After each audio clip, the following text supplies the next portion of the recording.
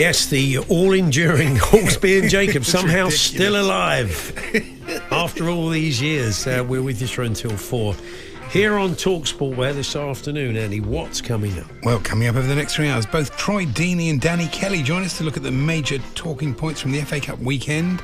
A Euro expert Andy Brassel talks us through an El Clasico hammering and the latest transfer news. And we're celebrating 25 years of talkSPORT with Deontay Wilder's mum. Yeah, Deontay Wilder's mum. Of course. We also want tales of when you were called on to do your day job.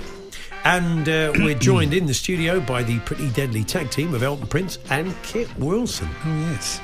There's all this plus why it's all turning toxic at Ibrox, some rare bad news for the world of darts, and we'll look ahead to tonight's potential cup giant killing as National League Dagenham and Redbridge visit the Den. They visit the Den, yep, live on Lovely. talkSPORT. What's the time? 5 minutes past 1. Good afternoon, everyone. Good afternoon, Andy. Good afternoon, Paul. It was a very funny moment, I thought, yesterday at the start of the Tamworth-Tottenham game, Yeah. when the net needed fixing. I was thinking with Timo Werner there, mate, you needn't bother. Yeah, that's true. I mean, they really needn't have bothered at all because we weren't going to trouble it for about 100 minutes, were we? Well, yeah, I was getting very nervous. I mean, especially right at the end of normal time when they had those couple of chances. I know. It was amazing. I mean, to be fair to the players, they could have got a lot more nervous and invited a bit more on, because that last 5 minutes, all you can see, it took me back to that England-Iceland game when England lost, and all those England players, they were basically frozen by fear. Yeah, all they could do was see to the see headlines. they were going to. It was going to be infamy, wasn't it? They would be part of a Tottenham team. Every time they talked about giant killing in the FA Cup, they would show that 89th or 91st minute goal. That yeah, it was amazing. I mean, we were talking about this with Danny, we really saw the strength of the pyramid on the weekend. I mean, the League Two teams, even Morecambe, all right, they lost 5-0, but blimey, the first 39 minutes, they really fought for their lives, made it so difficult. That's what they do, and it shows there is a difference, but there's not that much difference. So, very interesting. And here's a good one. They've just published the top 10 cleanest stadiums. Oh, yeah. Spotless top 10. Liverpool top, Manchester United second, Manchester. Well, Manchester United will, because it gets a lot of water running off the roof onto the concourse, doesn't Manchester it? City It basically gets a power wash every game. That's why. And Arsenal are fourth. And Really? apparently, Mikel Arteta said they deserve to win it despite not having a proper cleaner. That's see a there, bit of satire. I wonder where it was going. Where did Chelsea rank then in the cleanest? And what's the criteria? They sent sort of Kim and Aggie along, did they, with a dustpan and brush? Doesn't really say. It just says no reason at all. It's just it's one of those surveys for a betting company. I think. Okay, fair enough. That would be the reason. A bit spurious. Yes, absolutely. Yeah. And Guy Mowbray yesterday told us that Lisandro Martinez, in his younger days in Argentina, was known as the Butcher. Really? But I think it was just a reference to his haircut that looks like it's done with a meat slicer. Okay. Possibly. It's unusual for a South American football to have a nickname like that, isn't it? Yeah, very really? much so, yeah. Yeah. And Arsenal's white kit, I thought, why don't they wear it on Wednesday night against Tottenham? That'll confuse people. Well, that would be a hell of a game, wouldn't it?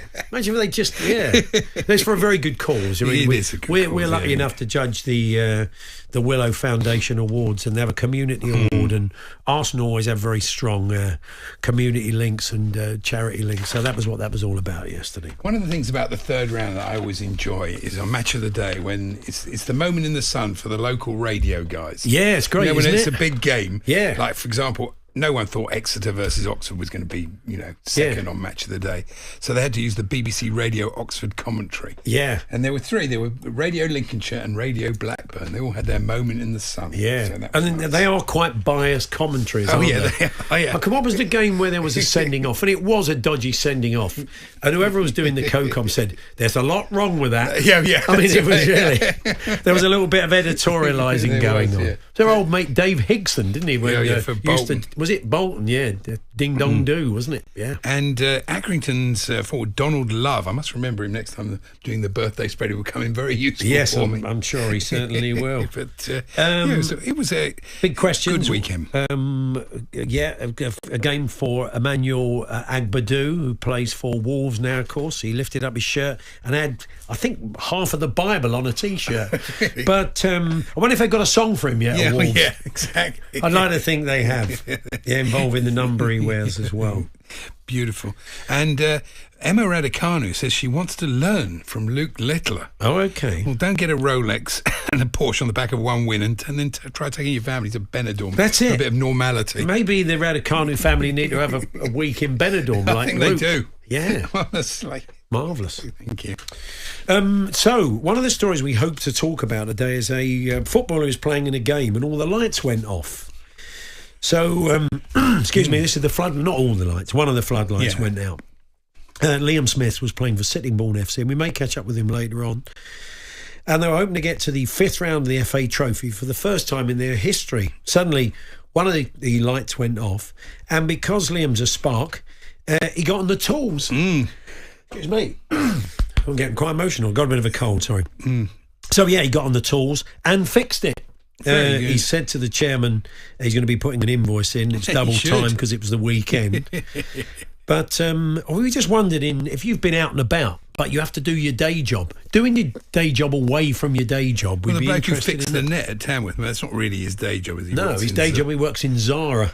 That thing you showed me was very funny, though. Well, yes, quite a lot of social media wags very quickly put out Timo Werner folding clothes in his Zara shirt. Honestly, if you'd basically come to that, you'd never watched a game of football before, and they said one of the players on this pitch works in Zara during the week, you probably would have said Timo based on what you saw yesterday. You certainly would. He certainly would have been in your top Somebody 3 or 4. made the point that Thomas Tuchel has to be an absolute genius because he managed to win the Champions League for Chelsea with Timo Werner and Kai Havertz up front. Havertz got the winner. Point. Yeah. Havertz scored the winning goal in the Champions League final, didn't he? Frustrating. Don't worry, he'll take it all out on us on Wednesday. All those ones that hit his shoulder and come off his shin will be flying into the top corner.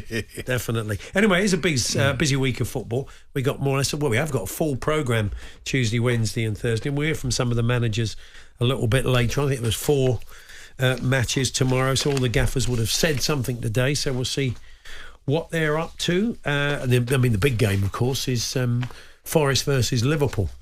Intriguing, isn't it? It's going to be a cracking game. I think Forest were able to make 11 changes. They're like Chelsea. They've got a massive squad, Good squad and plenty of quality in it. Got some game time for people that don't regularly get games. So, no, that is a fascinating match. We're going to do a little Paddy Power bet builder on it, and I think Forest will get something out of the game. Yeah, definitely. It's all about the first goal, isn't it? That game, you kind of feel a bit like at Anfield. If Forest can get it. It's kind of frustrating. That sort of Portuguese counter-attacking football, like Nuno, like Amorim. It helps if you get the first goal. That's right. So we'll be doing all that. Be interested then hearing about you suddenly having to do your day job away from your day job, and in what circumstances, like Sittingbourne's Liam Smith. 03717 22 3344 talksport.com/H&J. You can text to 81089. Or you can tweet to TSH&J, that's TSHANDJ, to get in touch. Sunderland, they were able to play their new player, Enzo Lafee. Really? Enzo, 2 words, Lefee, known as undisclosed in the dressing room. I think he's on loan, actually. Yeah. That's good. Yeah, so I'd love it. Regis Labrie played Enzo Lafee. Of course he did. It's Labris, isn't it? Anyway, you get the idea with that. Pepe Le Puy. What was that one? That's not Pepe Le Pew, not Pepe Le Puy. I don't know who he is. That doesn't work. You got me there. Yeah, I got myself. Yeah. Anyway. A lot of people weighing in about the FA Cup. Ben's got in touch and he wants to have a moan about the lack of replays. And that's something we are going to be touching on with Troy and indeed with Danny Kelly. We're going to be looking back at some of the talking points. If replays aren't the answer, there are some things that you could address, certainly for those teams who've done so well to get to the 3rd round. Doing your day job away from your day job. I once fixed a leak on a radiator on my local pub that I'd caused an hour earlier by loosening the nut.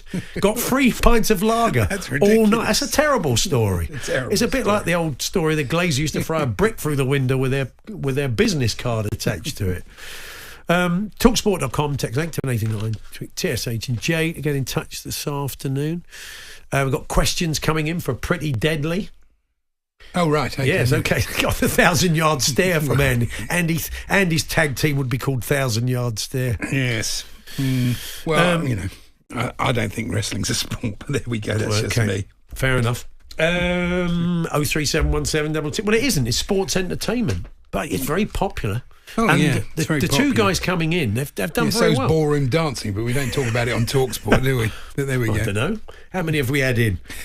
We've had quite a few of them in. Kai comes in a fair bit, doesn't he? Well, I suppose so. Yeah. Anyway, we'll move on. It's Paul Hawksbee and Andy Jacobs here on talkSPORT. Kicking off with Troy Deeney, looking at some of the interesting talking points. Talking a bit of Arsenal, of course, his take on that game yesterday and one element of it which was very, very refreshing. 03717 223344 talksport.com, text 81089, tweet TSH and J. We're here with our very good friends at Tool Station. And the Tool Station Club, the loyalty programme, gets you 5% off every order. 18 plus, T's and C's apply.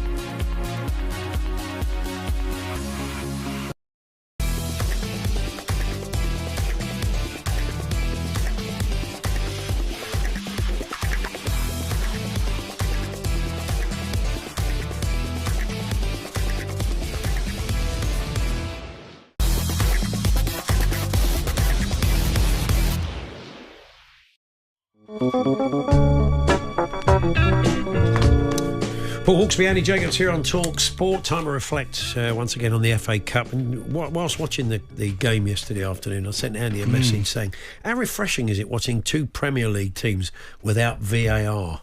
And I saw a number of other people sort of tweeting, including our old mate Danny Kelly's a good friend Danny Baker tweeting about it as well. They just gave it a completely different feel. Let's see what Troy Deeney, former Watford striker, our very own, made of it all. Hiya, Troy. Hello, lads. How you doing? You all right? Good, thanks. Yes, that was a weird experience, and because there were some big decisions, there was, a potential, headbutt, which would have been checked and rechecked. We'd have had 5 minutes on that. We probably would have been rocking and rolling over that penalty for 5 minutes. It was just quite nice to see. And as Andy said earlier on, referees seem to referee differently without VAR. They seem to referee with a bit more freedom. Like they have to make a decision themselves. And sort of accountability. Really weird. That one, yeah. No, for me, it was just nice to see a goal go in, and we knew it was a goal. Yeah, it was not. You could actually celebrate in that moment, and like you said, it brought it back to the essence of what it really is. It's football. There's going to be mistakes. There's going to be things that we can discuss, but you got to see players, managers, and a referee all enjoy the game for what it is. It's a game. At the moment, we're trying to take it out, make it a bit too sterile. So. Really enjoyed it for the first time in a long time. Well done to the FA. It doesn't stop the arguments after the game. In the old days, like yesterday was, you'd just be arguing about whether it was a penalty or not. But now you've got VAR, but you still argue about the VAR. You argue about the VAR, whether he got it wrong. So it doesn't really solve anything. Does it actually improve the viewing experience a lot? Not in the stadium, definitely not. No, I don't think VAR's helped in any way, shape or form. I think it's added more confusion. I don't think if you ask the referees, are they more comfortable with it? I don't think so. They don't seem to be that way anyway. So for all of us, it's just nice to see it. I enjoyed it. I'm sure you guys did. Well, even though, United fans would say, blimey, we probably wouldn't have been a penalty. But without that and the way they fed off of it, maybe Manchester United wouldn't have gone on and won the game. Yeah, I don't know. There's more about, I said to you, there's more about United at the moment. I thought until the sending off, they were the better team. They were in control. Arsenal didn't really look like they were going to score and didn't have a lot of ideas. Yeah, I think they levelled out a few weeks ago, didn't they, when they hit rock bottom. And then obviously the Liverpool result has made them start to believe. And I just think they're all starting to think, we can't be this bad, surely, as Man United players. Also adds into the fact that the manager now can get a full week's working with them. I think all the distractions and all the noise are starting to slowly move away. And if they ever get rid of Marcus Rashford, then I'm sure he'll be in a position to move him forward. But totally agree with you. I thought Arsenal were very much the same. Very boring, very predictable. Defeat like that, of course, brings up all the questions of whether they should have brought another striker in the summer and what they should do in January, especially as we saw Gabriel Jesus stretchered off. I mean, what have you made of that? They're looking pretty blunt up front. As I said, I don't really want to say that as it's the North London derby on Wednesday, but they are struggling. They're clearly struggling without Saka. He's a key player. Yeah, he is, but I do feel that it was an issue that we all seen last year, and everyone said they needed to address that in the summer. For whatever reason, the powers that be didn't decide to do that. And now the same argument is rearing its ugly head again. And I remember earlier on in the season having a massive bust-up with Mr. Keogh, and as he was telling me that Havertz scores goals and he'll be the guy to score the goals. I just wonder if you're still going to have that same opinion after the last two games. No, he scores in bursts, but he misses big chances in big games. He does, Well, that's both the strikers, though, isn't it, lad? Sorry, that's Havertz and that's Jesus. They score in patches. They don't score consistently, and that's what they need if they want to go over the top and win it all. Yeah, I'd say that's right, really. Finding someone in January, though, is the old cliche. It's quite hard to find someone who can step in and suddenly start scoring goals in the Premier League, unless They had the chance to buy Sesko in the summer. I don't know if you saw the goal he scored yesterday. They could have done with that one. Yeah, pretty amazing. Absolutely. And I was just going to say, but the August window, they had the opportunity to sign Ivan Toney. They turned that down. Osama, they turned that down. So clearly they want a certain type. Or is it just a manager being a little bit stubborn that says, I can do it with these guys and I'll prove you wrong?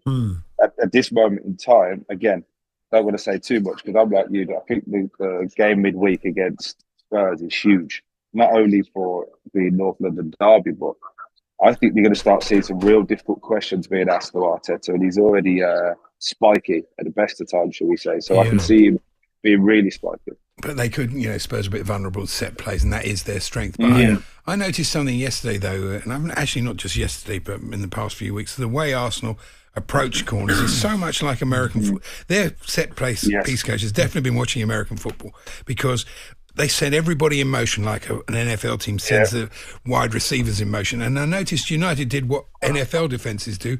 They sent the safeties in motion, in effect.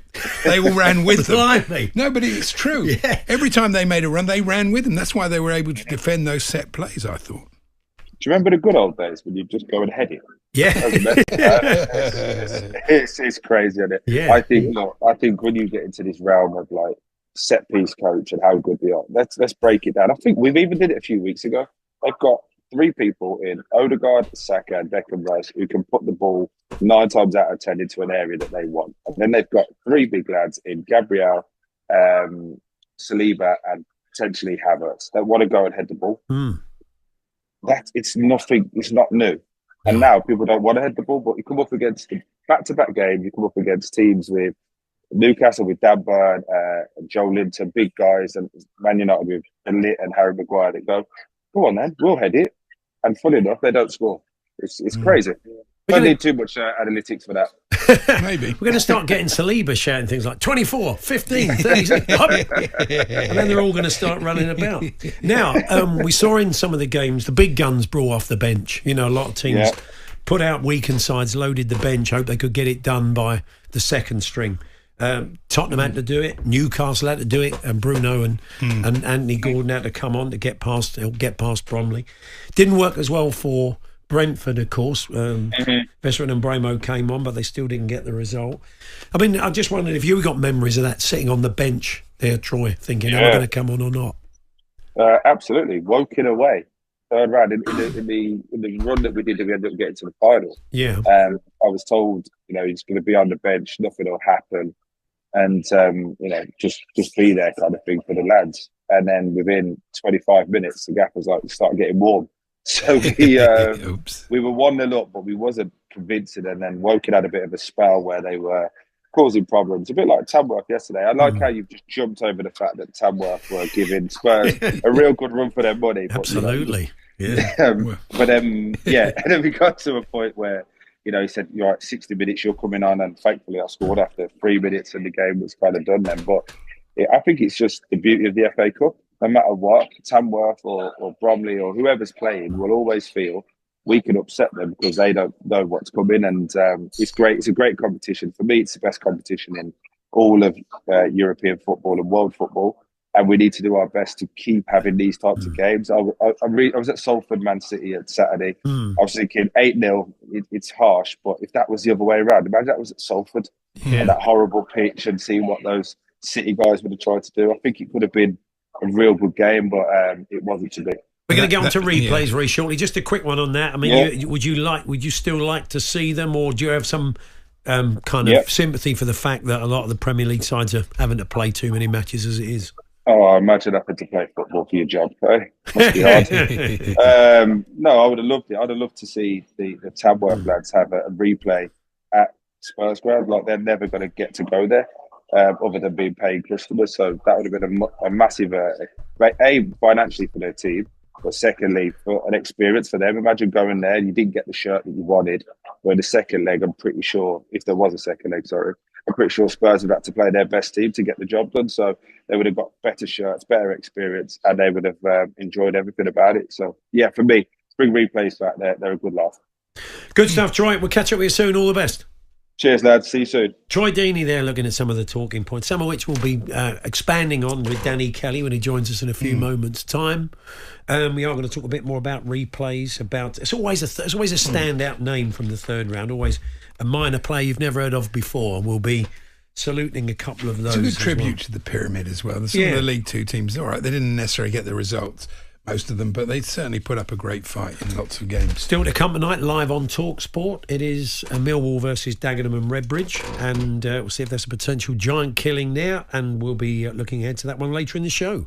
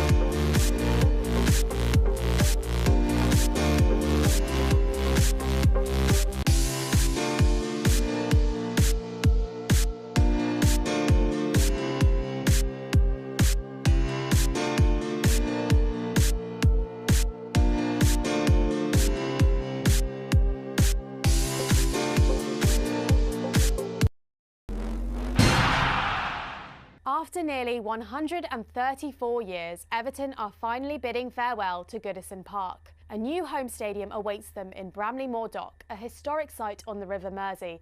And at the beginning of the 2025-26 season, the Toffees will make the move permanently. But why are they leaving behind such an iconic stadium, and what could this mean for Everton's future? It's an emotional move, especially since the Grand Old Ladies hosted more top-flight games than any other stadium in England. But there are practical limitations which mean the stadium's not fit for the future. Its capacity is just under 40,000 and there's a huge season ticket waiting list, so the new one will house almost 53,000 people. The truth is, for a club who find themselves struggling to survive, let alone compete in the top flight, this move's been a long time coming. They were once one of the most successful clubs in England and a founding member of the Premier League, but they've now fallen far behind the elites. They haven't finished in the top 4 since 2005, and things need to change if they are to live up to their rich heritage. After all, Everton won 2 top-flight titles in the 80s. A new home stadium which is financially profitable and a bit more modern is a must. Mind you, the build's already set them back around £800 million. And though a shiny new stadium is on the horizon, many questions remain. Perhaps most importantly, will Everton still be in the Premier League by the time they first take to the pitch in their new home stadium?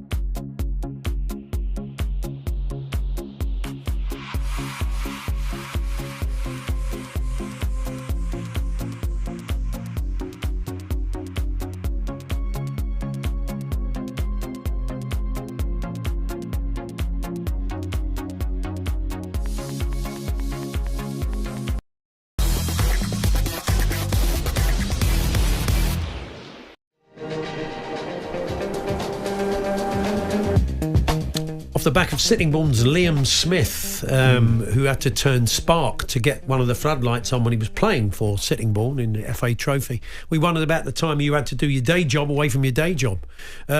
Mick, the Chelsea fan from Hertford, says, on a Mediterranean cruise ship with Tony Blackburn in 2007, Really? the bar TV lost its signal during a football match. As a comms engineer, I was able to accompany the ship's engineer to the radio room and sort the problem out. It was a pulled out patch cord. Of course it was. What's that got to do with Tony Blackburn then? Well, Tony Blackburn happened to be there. He just threw that in just to sprinkle a bit of stardust on the story. Tony Blackburn doesn't like football. He wasn't watching, was he? I bet he was. I bet he was screaming at the telly. Get that back on. Anyway, let's pour over some of the more interesting stories from the weekend's FA Cup football with, of course, Danny Kelly. Good afternoon, Danny. Hi chaps, how's everything? All good? Not too bad. I understand all the windows are probably open in the Kelly household at the moment because you've been living on lentils when you were snowed in for a week, I've been told. The back of the larder and the bottom of the freezer, so fish fingers and lentils. Yeah, absolutely. What's that like as a combo, Danny? Would you recommend it? Do you know, compared to nothing, it's pretty good actually. Sounds like I'm a celebrity. Yeah, absolutely. A bit jungle-like. Yeah, we literally couldn't get out to the road for about 7 days, and one of our friends was over for a bit of R&R in the new year, and she had to spend an extra 3 days here, which initially was great fun. Then you thought, she really is eating into the resources as well, isn't she? Talking of open windows, I noticed in the Tamworth game there was an advert behind the goal for Radley Scott Windows. I love his films. Yeah, Radley Scott, and very good. Thank you. We didn't get, although we had some great games and some great stories as always in the third round, beyond sort of Plymouth's win, we didn't really get a great deal of giant killing going on. You could argue at Exeter, Oxford, that was a good story. Yeah. Yeah. Look, I'm on tonight on Kickoff with Darren Lewis and Danny Murphy, and we'll get really stuck into how the FA Cup is being organised these days, because I think that wasn't good. What we saw over the last 5 days, and that's part of the problem, isn't it? Yeah. The third round is now spread over 5 days. But part of this, Paul, is that this is the truth. When the guy had the chance for Tamworth in the last minute and didn't put it across the line to knock Spurs out, that was that. If he had done, that would be the biggest upset in FA Cup history because the gap between the haves and the have-nots in English football continues to grow. For better or worse, that's just a fact. And a Spurs squad can go down to Tamworth with 20-odd international players in it. And so any upset is much more likely than it was and is much more extraordinary than what used to happen in the old days when the gap between the leagues in England was less noticeable and less real and less concrete. So Plymouth's victory was, in its own way, a tremendous achievement, although Brentford did put out a very odd 11, I thought. And when they had a usual story, Plymouth are on their knees. They haven't won away from home for the best part of a year. I think April was the last time they won away from home. Play a good team, get 2 up in the first 20 minutes, and then drag the best players off. I mean, I just don't get it sometimes with the coaches. Although there's another reason, of course. Sorry, I'm really gabbling now. Why Brentford might not choose to play their strongest team in the FA Cup? If you have a league which is dominated by 5 teams trophies-wise, am I right in thinking that 20 of the last 21 trophies have been divided between 5 sides in England? Probably. Leicester's win in the FA Cup notwithstanding. Why would Brentford bother with the cups? Their job is to stay in the Premier League. It's wrong. It's unromantic. It's not very good for the league, but it's the facts. Yeah, they've got Man City tomorrow night, though, so I don't know. You know, it's a tricky one, tricky decision. It is, yeah. In that game, though, the commentator, you hear this a lot. He said, the goalkeeper forced to make a reactionary save there. And you think, no, it's a reaction save, isn't it? It's something completely different, isn't it? Yeah. Reaction save, Victorian dad, isn't it? Yes. Coming out to cut the ball, the angle down. But well done to Plymouth. Something we touched on with Troy just now was watching 2 Premier League sides yesterday without VAR, which is such an unusual experience. We're kind of used to seeing other teams, but that Arsenal-Manchester United game, and I said we saw your good friend Danny Baker tweeting about that as well, and I'm completely in agreement. It just made the game feel very different. It was joyous, wasn't it? Because whether we like it or not, the psychological pressure on football fans, those of us who pay, and pay either through a television subscription or to go to the grounds, the moment of maximum enjoyment or maximum pain, and the enjoyment only works if there's pain as well, this is all taken away now because you're not in the same dimension as the reality, because the reality is everything's going to be reviewed. And as someone, as I always say, who banged on the table for some help for the referees, I had no idea the rule of unintended consequences, that this was going to be what would happen, that the fans would have those moments, good and bad, taken away from them. And in doing so, football has reduced itself to just another ordinary and rather expensive experience, whereas before it was absolutely unique. Yeah, you can't disagree with that. I mean, it's not improved the game. It hasn't. It just hasn't. You still argue. It's the opposite, Andy. You're still arguing about decisions, but this time you're arguing about VAR. But it's never going away, so what can we do? You watch that game through the prism of VAR and you think, OK, how long would we have spent on the penalty, or would they have just backed madly and said, OK, yeah, the threshold wasn't high enough. The FA, if they want to really make the Cup special, and we said this years ago, just don't have VAR in the FA Cup, because then it'll be a contrast to the Premier League and people will love it even more. They really loved that game. I think everybody loved that game. Which we've kind of seen in the Carabao Cup, haven't we, until I think these later stages. That's right, yeah. And Andy, I hear why you think it will never go away, but if we just accept everything in football, eventually the thing that we love, it might be improved. Some of the facilities and stadiums have definitely improved in my time. But this is something that needs to be protested again, long and loud and hard. And sometimes you get to forgive me, Andy, if I say this, to an age where you've done your protesting, but then people younger than us need to get on soapboxes and say, this is a horrible experience. We want it stopped. Yeah, it's true. Ben has been in touch. He said the lack of replays at the weekend just shows how football's lost its soul. The big clubs should be honest and say they're more keen on lucrative Chinese and US pre-season tours than allowing the likes of Tamworth a big day out. It is such a shame, he says.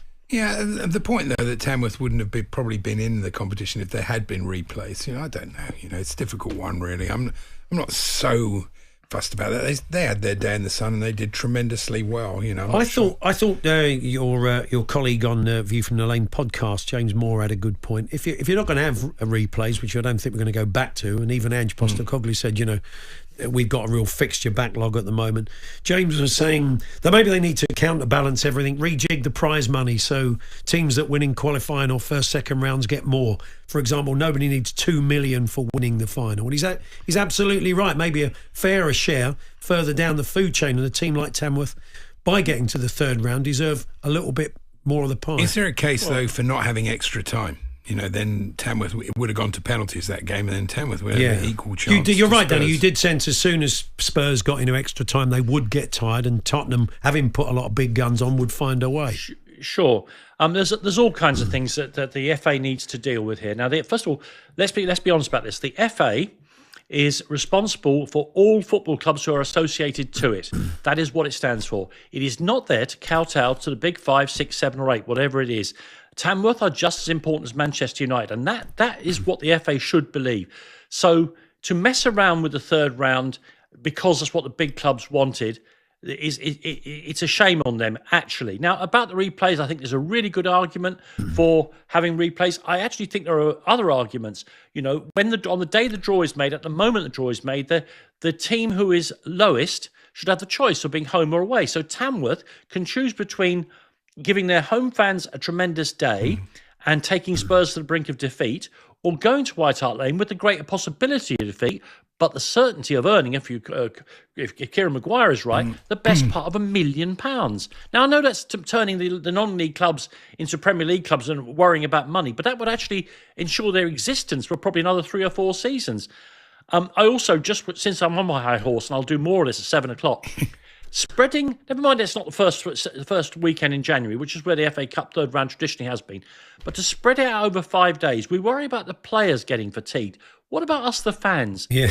Now, I have to watch the games for work, but if you have to be a football fanatic and actually neglect your family to watch FA Cup ties Thursday, Friday, Saturday, Sunday, and oh my God, there's one tonight as well. I find I have Give to us rush a break. I have to rush them. I felt on Saturday night, you can't watch it all. Saturday night, I'd been coshed round the head by goals. I didn't know who'd scored them. I do like the third round match of the day, though. It's fun. But I know, in the end, you're thinking, who scored that goal? Who got that chip in that game? Was that Exeter? I don't know. You know, in the end, you don't know who scored what, do you?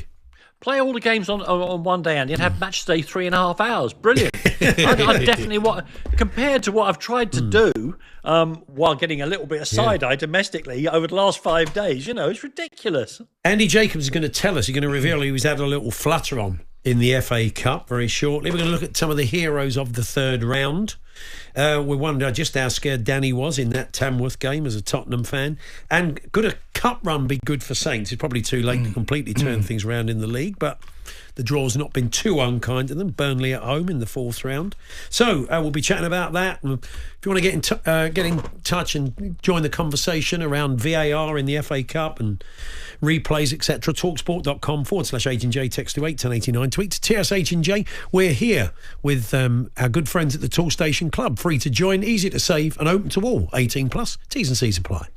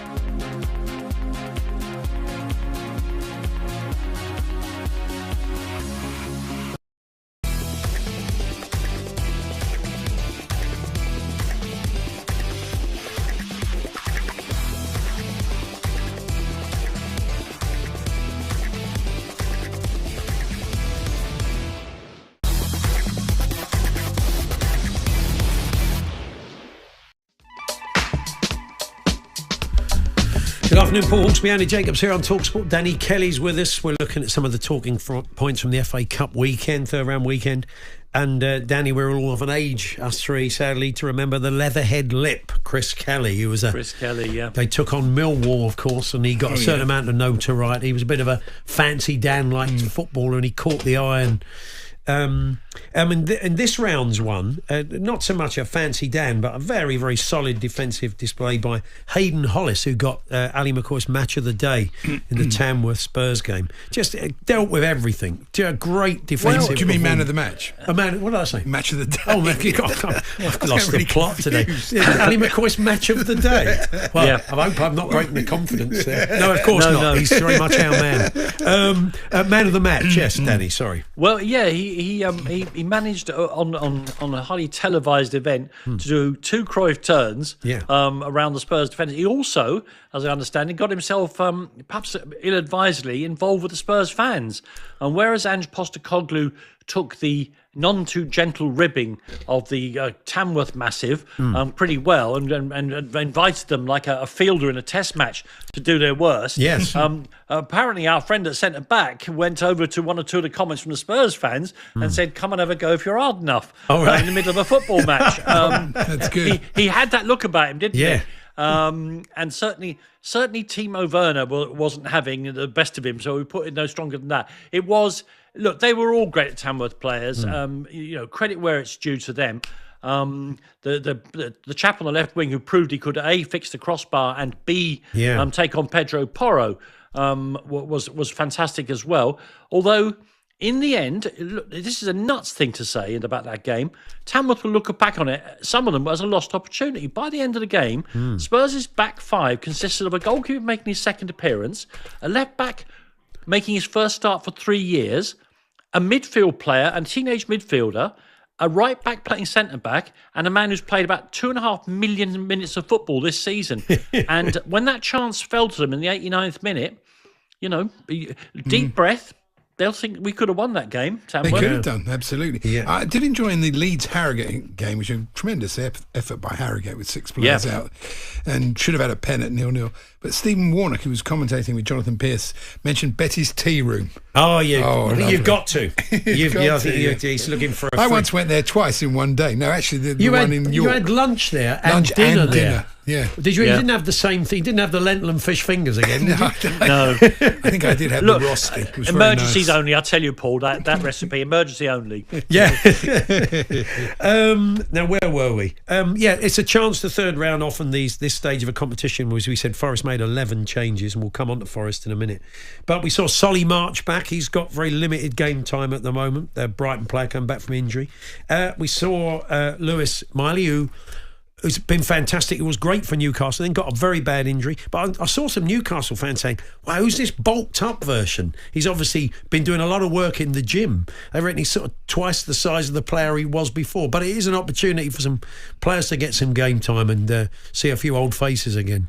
Sure. The Miley case, who knows what shape he is naturally developing into, because he's still very, very young. You have to be careful with this, don't you? Because if you take someone like Zaniolo, who got a terrible injury, used the time to bulk himself up in the gym and hasn't quite returned as the same player. Yeah. Partially because of the injury and partially because I don't think he's the athletic shape he was. But, the wiry shape he was before he took to the gymnasium. I'm sure they're getting great advice about this, but a bit like boxers, you can be too muscular for a sport as active as football. But, yeah, it's great to see him come back from his injury. And as you say, one or two of the lineups goes, is he still there? Yeah, exactly. And I must admit, that was my Solly March reaction. My father-in-law, no longer with us anymore. He was a Brighton fan, and Solly was his favourite player. Oh. But this is 5 years ago. And I was thinking, is Solly March still got a contract at Brighton? That's amazing. Yeah, I was pleased and with of course, him to score. He did well. Yeah, he did well. He's only allowed half an hour at a time at the moment. Another feature of the FA Cup third round is that you'll see a player play well, like Dimitri Mitchell for Exeter against Oxford. Yeah. And it turns out he was an ex-United player. That often happens. A player that's, was with a big club's academy, but has dropped down to maybe 2-3 levels or whatever, and still shows a bit of class that got him there in the first place. And then there was the issue of the player at Tamworth, who's on loan from Sunderland. The commentator, I think is our own Sam Matterface, made the point. He's a full-time professional. So they're part-time for it. What does he do the rest of the day? Does he have to go and train on his own to prove a point that I'm a full-time professional? He's running up and down at the edge of the pitch on his own for hour after hour. It was odd. Chris in Surrey says, chaps, scrapped FA Cup replays is wrong. Tamworth played so well yesterday that after 90 minutes they deserved a trip to Tottenham. Apparently they would have earned 1.5 million in the replay, including TV rights. That's enough to replace the plastic pitch and buy a sheltered stand behind the goal. So why, when a lower league side is drawn at home, don't they get the choice to either play away or make some money? That's right. I mean, he's agreeing with you, Danny. But Jose Mourinho years and years ago said the big club should always be drawn away. You know, I don't know. There's happens in Germany. Yeah, happens in, I mean, had they, France in the early rounds. There's a pretty good chance had it been at Tottenham, they might have got a bit overawed, and it could have been a bit of ho-hum, sort of 2 or 3-0 in normal time. Their best chance of winning that was at their place. But they would have helped the club, and the players would have had. They got beat 3 anyway. Let's be truthful. They would have had the experience of playing in that stadium, probably an experience that none of them will get now. No, that is part of it. We saw that with Newport a few years ago with Spurs, didn't we, after the draw? No, it's true. You have to feel for QPR as well. That stat was amazing. It's the 51st time they've gone out in the third round. That's really a terrible record, isn't it? Indeed. Even though they were in good form going into the game. So, Andy, you've gone for it after the third round. Yeah. You've had a punt on the winners. Last week before. The third round. Okay. I just thought I was looking at the odds for the thing, and I thought Forest and Newcastle are the teams most in form in the Premier League. So I had a look at Forest. They're 28 to 1. I thought, and you get half the odds. The only thing is, of course, if they have a good performance against Liverpool and they're still in the mix for Europe. But they made 11 changes at the weekend. Yeah, there's always that element. And look, it's a long shot. That's why they're 28 to 1. Yeah, but 14 to 1, Andy, if they get to the final. It's not bad, is it? That's the way I looked at it. I mean, Tottenham are 9 to 1 to win the FA Cup. Aston Villa are 16 to 1 to win the FA Cup, despite the fact that Tottenham have got to go to Villa in the next round. But maybe Villa have got more to play for than Tottenham. It isn't a Champions League week. Tottenham have got to play on the Thursday before that game, which I guess will be on the Sunday or the Monday, because they've got Liverpool in the build-up to that weekend. Tottenham play away at Liverpool, then they play that cup tie away at Aston Villa, then they have Manchester United the following weekend, and if they get into the penal round of the Europa League, they could well be flying to the far-flung eastern borders of Europe to play in the Europa League as well. They need these games against Hoffenheim and Elfsborg are really important now for Spurs. They must not get into the penal round. Very finally, Saints got a win at the weekend, quite comfortable victory. They got Burnley at home. They seem to have a fairly decent turnout at their place for the game. So I wonder how they're feeling about a cup run. You'd be a brave man to say that the league hasn't gone for them. So can they feed off a cup run? I mean, it's a bit of a distraction for them, I would think, the fans. Paul, can I? You and I are long friends and colleagues. You're almost patting the Southampton fans on top of the head. Well, it's been a pretty ropey season. As soon as they draw a Premier League team, they're going out. Let's be honest. Yeah, that's the problem. It's illusory, isn't it? I mean, I suppose any victory, when you're as poor as Saints are, any victory is a joy to behold. But in the back of your mind, you're looking at the fixture list and thinking, oh God, as these Premier League teams keep arriving on the South Coast and whacking a nap hand past you. So I'm not sure that the FA Cup is the great consolation you might think there. Though if they win it, what a story that would be, by the way, and Andy's odds will look ridiculous. When Tyler Dibbling is doing a Bobby Stokes, you'll remember where you heard it first. I will, Paul, I certainly will. Well, you never know. That's the beauty of it all. You are back tonight. You are back. 7 o'clock. We'll be going through in greater depth, perhaps many of these stories, plus the latest transfer stories. And we'll talk about the organisation of the FA Cup as well. Darren and Danny will be with me as well. It should be a really entertaining 3 hours, and we'll keep you up to date with that tie in southeast London between Millwall and Dagenham as well. Excellent. Nice one, Danny. Back to the Premier League next week. Thanks very much. Bless you all. There's Danny Kelly there. He's back tonight, as he said, at 7 o'clock. Now, it's a little bit of breaking news in the world of boxing on Tyson Fury. Tom Clayton's going to bring it to us in a few moments' time. I don't know what it is yet. We'll discover in a few moments.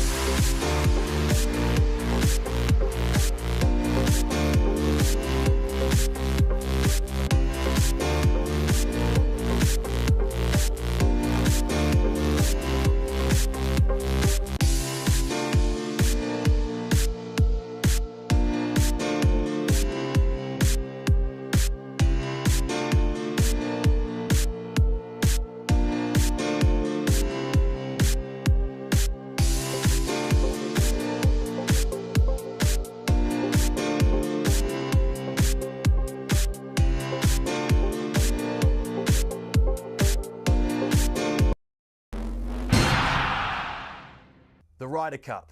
Unique, euphoric, unanimously loved. Here's the history and some of the key numbers behind the contest that grips the world of golf and beyond like no other. The first edition was held in 1927, where a Great Britain team arrived by boat to play in Massachusetts at the Worcester Country Club. Originally, the competition comprised of 4 foursomes and 8 singles, with 4 balls not introduced until 1963. In the first 22 editions, when it was just Brits and Irish against the US, America only lost 3. So, in 1979, in came the rest of Europe, including the future 5-time Ryder Cup winner, Seve Ballesteros. Since Team Europe was established, the head-to-head reads Europe 13, USA 9. Home advantage is a big deal. Europe's last away win was the miracle at Medina in 2012, and America hasn't won on European soil since '93 at the Belfry.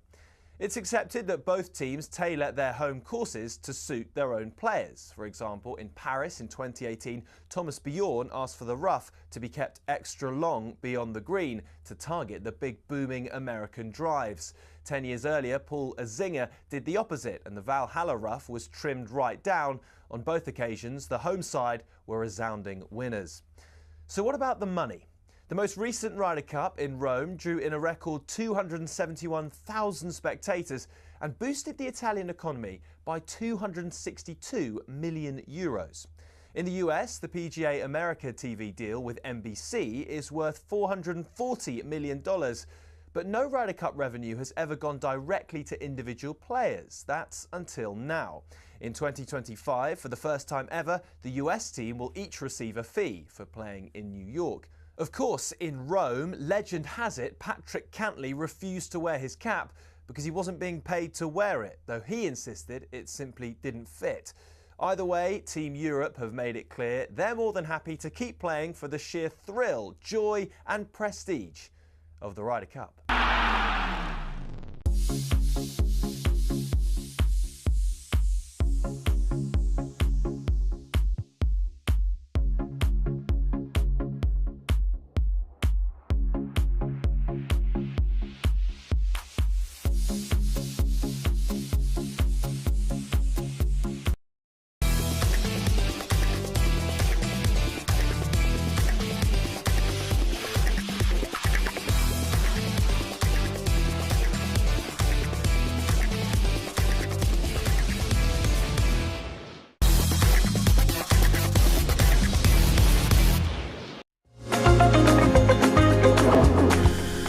Good afternoon, Paul Hawksbee Andy Jacobs here on talkSPORT. We're going to celebrate 25 years of talkSPORT very shortly with Andrew McKenna. That's got a boxing feel. But anyway, before that, we should look at that big story that Tom has just brought you. This is the entire piece that Tyson Fury just tweeted out from the driving seat of his car. Here it is.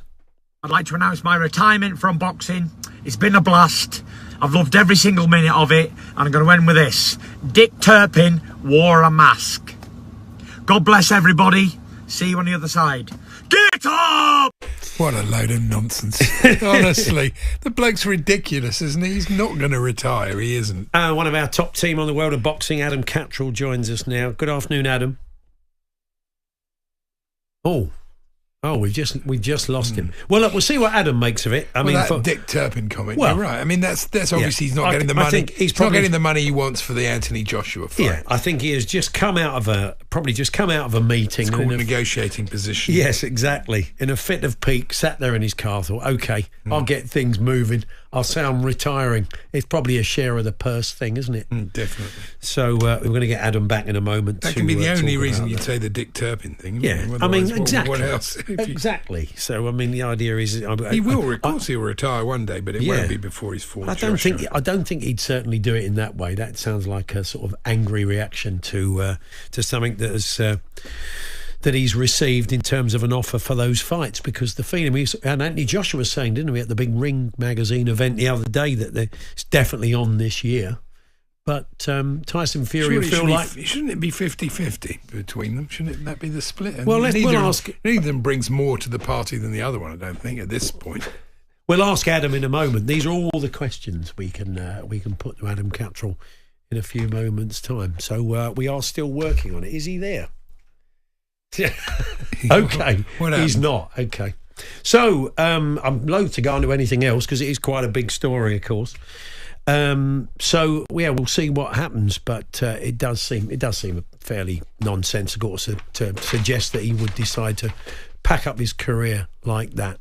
To get in touch this afternoon, your thoughts. What do you think? You think he's for real? Let us know. talksport.com/H&J. You can text to 81089 or you can tweet to TSH&J. There's TSHANDJ. Could it be a reference to the Usyk fight? He did feel he was sort of done out of that. No, I don't think so. Let's find out. Adam Captra has joined us. Adam, hi. Hello, Adam. Whatever happened to telephones? It's good, isn't it? Adam, can you hear us? You probably can. Morning, Marsh. Marsh. Have you got me, gents? Oh, we got you. yes, there we are. Oh, Hooray. so relieved. I'm really interested to hear what you think. The Dick Turpin wore a mask. We've just been saying, Adam, it does feel like that they've been negotiating with Anthony Joshua, and he doesn't like the side of the deal that he's getting. What do you make of it?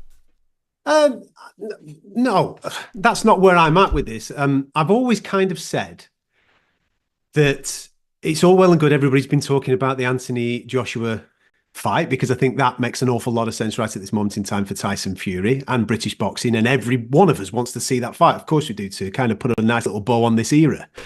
But I said in the immediate aftermath of the second Usyk fight after Tyson suffered defeat again, nobody's spoken to Tyson. We haven't heard from him. We don't know where his head's at. We don't know what he wants to do. And listening to interviews with Frank Warren and a couple of other people, just the way that they were answering questions kind of led me to think to myself, well, maybe they've had a conversation with him where he's not fully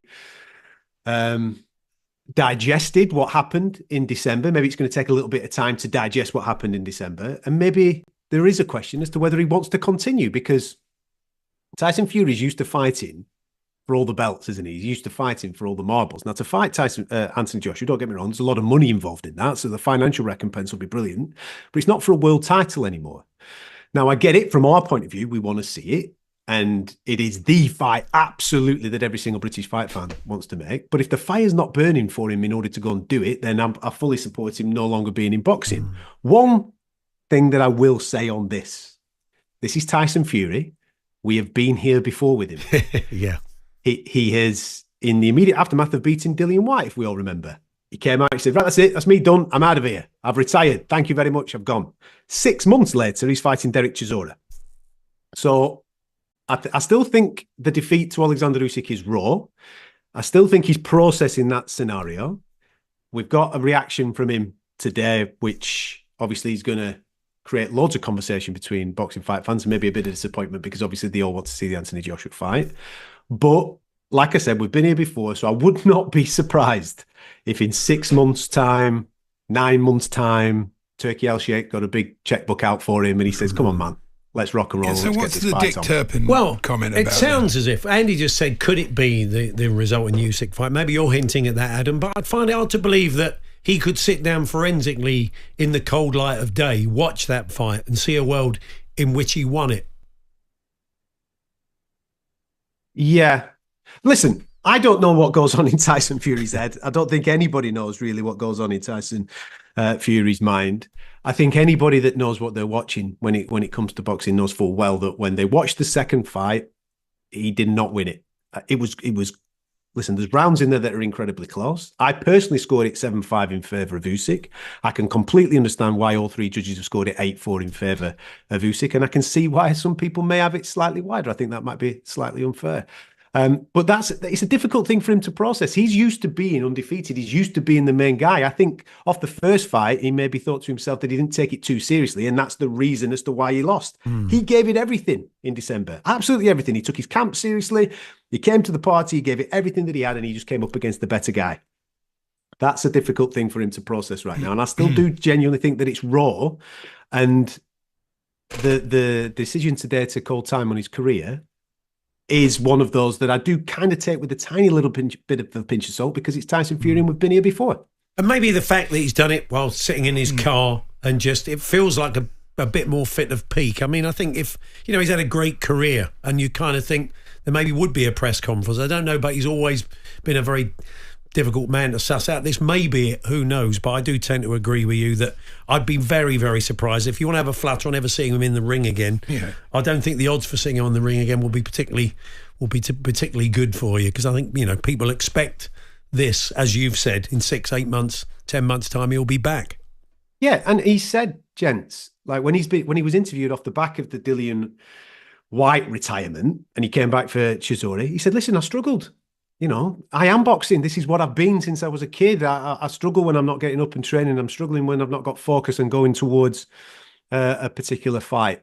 Like, I genuinely think that we're in a situation right now where it's still a little bit raw. Everything's okay right now because he's just made a ton of cash off the Usyk fights. I'm sure he's desperate to spend some time with his family and his friends and what have you. And in, like you say, 5 months' time, 6 months' time, I'm sure the itch will start to come again, and he'll be looking at the landscape of boxing, which is only going to go from strength to strength over the next 12 months with everything that we're being told is going to be happening.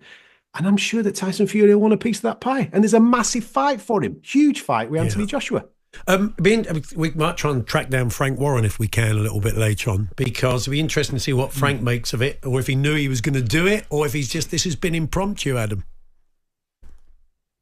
That's a question for Frank to answer. But like I said, watching some interviews that Frank has given since the Usyk defeat, I kind of just got a little bit of a feeling that Frank was alluding to the fact, well, it's up to Tyson to decide whether he wants to go on. And maybe Tyson had said this to Frank, and maybe Frank had that same opinion, that it is a little bit raw, let the dust settle on it, and then make a proper decision. Tyson's come out today. He's made that public.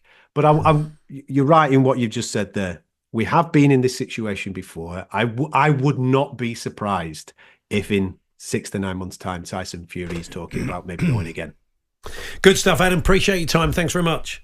Thanks, gentlemen. Take care. Adam Cattrall there. Immediate reaction to the news that Tyson Fury has just put out a video from the driving seat of his car to say, that is it, I'm retiring. Dick Turpin wore a mask, he said, whether he's talking about being robbed in the fight or robbed of what he thinks he deserves to keep fighting, we don't know. We are going to try and track down his promoter, Frank Warren. It's interesting, Adam saying he's been reading between the lines in some recent interviews that he did sense that maybe this fed into the thinking, but he's right. I mean, Tyson Fury kind of needs box. He can't go on forever. No, he can't go on forever, and he will retire in one day, but I doubt it'd be before the big fight. Seems, wrong. I think he would like. I mean, he would argue that he's beaten all the people. Apart from Usyk, which is unlikely. It's unlikely to be a trilogy fight. You would think. Not particularly sure there's the stomach for it. But people would love to see the Anthony Joshua fights. But does he need another big payday? I don't know. Well, there's so many questions. Your thoughts, talksport.com/H&J. Text to 81089. Tweet to TSH&J. You expect to see Tyson back in the ring again or not? As I said, we'll get some more reaction. And the former boxer turned trainer and analyst these days, Dave Caldwell's going to be popping in to see us a little bit later on. So we'll have a chat with Dave and get his take on that as well. We'll hold over Deontay Wilder's mum to a little bit later on in the show. Oh, okay. And we're going to talk a bit of football as well. But yeah, interested to hear from you. 03717 223344 talksport.com. Text 81089. Tweet TSH&J on that news that Tyson Fury says he has retired from boxing. We're here with our very good friends at the Tool Station Club, the loyalty programme that gets you 5% of every order. 18 plus T's and C's apply.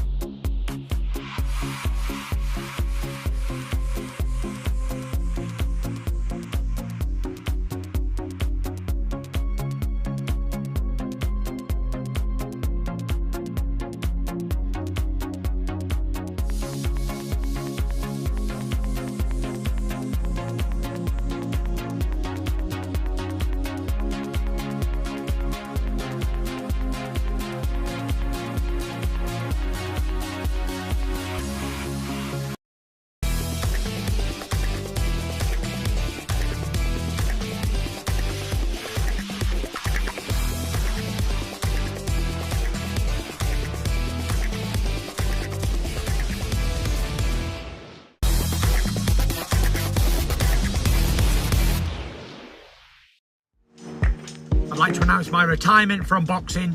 It's been a blast. I've loved every single minute of it, and I'm going to end with this. Dick Turpin wore a mask. God bless everybody. See you on the other side. Get up! Tyson Fury I think retiring. he should change his name to Tyson Fury. Really. Well, we'll see. We're going to try and catch up with his promoter, Frank Warren, a little bit later on, see if he's been blindsided by that, what he makes of it all, and what is the context of it. You can keep reacting. talkSPORT.com, text 1889, tweet TSH and J, 03717223344. We're going to chat to Dave Caldwell, former fighter, turned promoter and analyst, and as we said, we'll hopefully catch up with Frank later on. But we turn to football now. We had a Clásico yesterday in the Super Cup, the Spanish Super Cup, and Barcelona absolutely battered Real Madrid. Andy Brassel joins us now. Hi, Andy. Afternoon, fellas. Yeah, 5-2. Give us for those that didn't see it, tell us the story of the match. Well, Real Madrid actually took the lead in it, is the astonishing thing. A great goal from Kylian Mbappe early on the counter-attack. And then Barcelona got to work on them. It was 4-1 at half-time, 5-1 a little bit into the second half.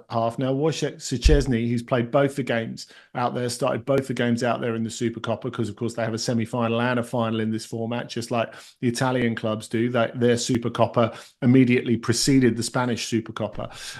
So it's like been a week of football in No one's selling out or anything like that. No. Not the two leagues. Not the two big leagues that you most expect either, Andy. No, it's incredible. Szczesny started both of those games, played pretty well. And at 5-1, he managed to get himself sent off coming out of his area, taking over Kylian Mbappe, not giving away a penalty and thus getting a red card. But Rodrigo scored from the free kick anyway. But they weren't able to make the most of their man advantage. Real Madrid, they couldn't get back into it from there. It stayed 5-2. And Luka Modric talked about it afterwards. He said in the very Luka Modric flat bat sort of way, having your greatest rival score 9 past you in 2 games is probably not the best. I thought, yeah, that is one way of putting it. It's very true, isn't it? It's funny because if you look at La Liga, with Atletico going top this weekend, having made the most of the two of them being away to win their 14th successive game in all competitions, by the way, 14th successive game. They're 1 point in front of Real Madrid and 6 in front of Barcelona. In fact, the next time Barcelona take the field, they could be 9 points off the top if Atletico win their game away at Getafe next week. So it's funny because it feels like Barcelona have played the best football in Spain this season.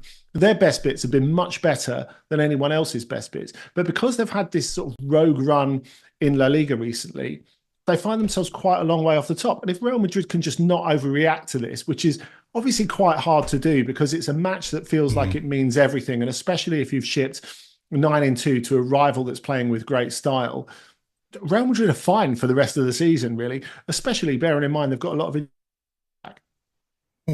Andy, we lost Andy. Got Andy there? You still there, Andy? I've got a feeling one of the big lost things for Real Madrid this year is the World Club Cup in the summer. I think they'd love to win that because they probably think it's theirs already. They probably think they should win it, but we'll see.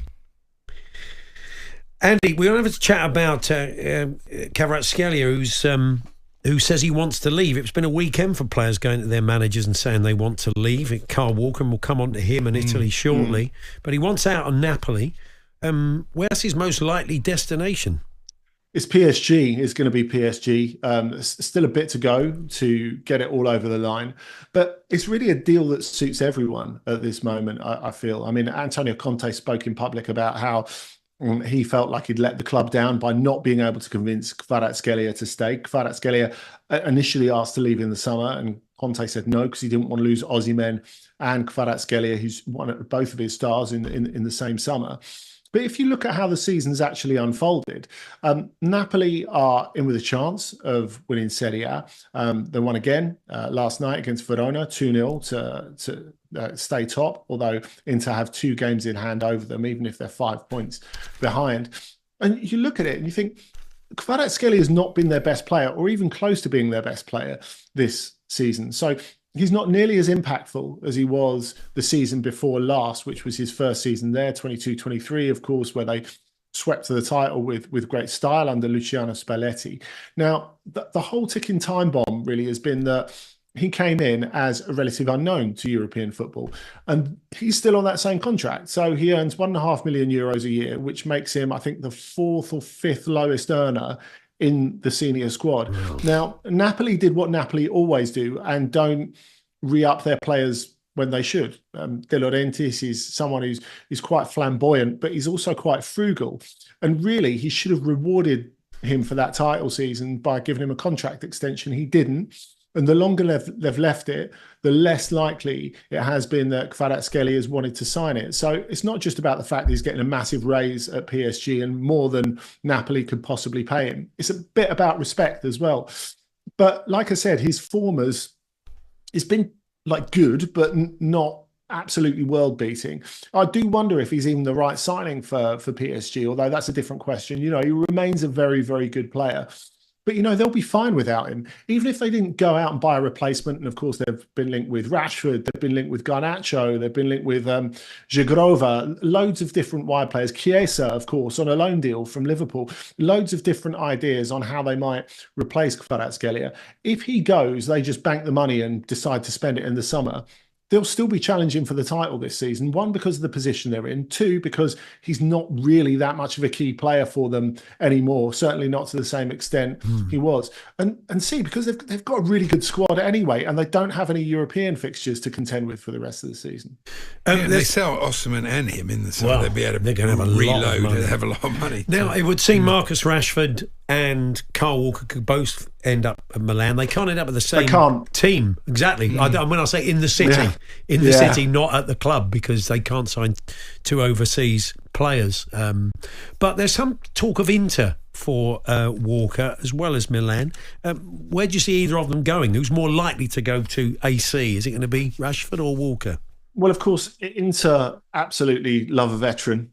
He would fit the way they play, of course, because he would probably play right of a back three when he plays. They already have Matteo Darmian, who can play on either side as wing back or as one of the three central defenders, and they have Denzel Dumfries, who's been brilliant as right wing back this season. I wonder if, I mean, they would love to sell him to the Premier League at one point. I wonder if he might be an outside bet to nominally replace Trent Alexander-Arnold when he goes to Real Madrid, Dumfries, but we'll wait and see. With Walker, it feels as if Milan are a little bit further down the line than Inter are, but as you said, they can't sign both Walker and Rashford because it's one of the Brexit benefits, if you like, the fact that non-EU players, they can only have one from each country. There was a limit of 4 in a squad anyway, and they can only sign one from each country. So they can only sign one Englishman, one Swiss, one Albanian in any given transfer window, not 2 from the same country. So that's the issue they've got. I mean, look, either of these deals are going to be heinously expensive for Milan, depending on what Manchester City or Manchester United are prepared to contribute to their wages going forward. I mean, I guess with City, it's an easier pill to swallow because they're only paying that until the end of the season. Whereas I suppose with Manchester United, they really need to get Rashford out there, because if they plan on making him sellable again, we talked about it last week, it's a little bit like when they were getting Jadon Sancho out to market, getting him in a place where he can actually show what he's worth and giving him some value on the transfer market. That's what needs to be done. Couple of quick transfer stories. We're nearly out of time. I'm sure Villa fans will be interested to know what you make of Daniel Marlon, their new signing from Borussia Dortmund. You see it as a good fit, Andy? The abilities without question. On his day, he's really, really good. But he's been very, very inconsistent for Dortmund, which has been a problem. It's why Nuri Sahin, the coach and the club, have lost patience with him. They bought him with the aim of eventually selling him to the Premier League for a lot of money. It's less than they would have wanted. They've decided to cut their losses. I'm relatively confident with Unai Emery getting in his head. Maybe he can find a greater consistency, but he needs to play better than he's played for Dortmund over the last year or so, and certainly more consistently. Colin Wani of PSG, there'd been a lot of talk about Juve at the tail end of last week. Looked like that was his favoured option. It's going to be quiet since then. There was 1 or 2 Premier League clubs showing an interest. So where are we at with that? Yeah, and Borussia Dortmund in the mix as well for Randall Kolo Muani. They've been interested in him for a long time. And I guess the thing is, ever since it became clear that Luis Enrique didn't really want him, it's been a problem for PSG. And we talked about Marcus Rashford. Kolo Muani's situation is a little bit different because he has really been cast out through little fault of his own, just because the coach doesn't fancy him. He's got great quality. He would improve a lot of teams. PSG are going to have to pay a big chunk of that wage going forward, again, to make him sellable, because he went from a player who was signed for free by Eintracht Frankfurt to a player who was sold for 100 million in the space of a year. So it makes it much more difficult to get a proper grip on what his real transfer market value is. Just a real quickie, there's some rumours today suggesting Atalanta would like to sign Everton's Dominic Calvert-Lewin. I suppose we might hear a little bit more at 4:30 in his press conference from David Moyes about what he wants to do with Calvert-Lewin, but he is out of contract to the end of the season. How do you see that one potentially, Andy? Well, I feel that would make great sense, really. It's clear, again, the ability's there, but it just needs that consistency, and he needs to get himself in a good place physically. The Premier League is not really the place to do that, to recover lost physical power. So we've seen how many Premier League players have lost their way, gone to Serie A and got a second life, and maybe that's the answer for him. Nice one. Cheers, Andy. Good to talk to you. We'll catch up with you next week.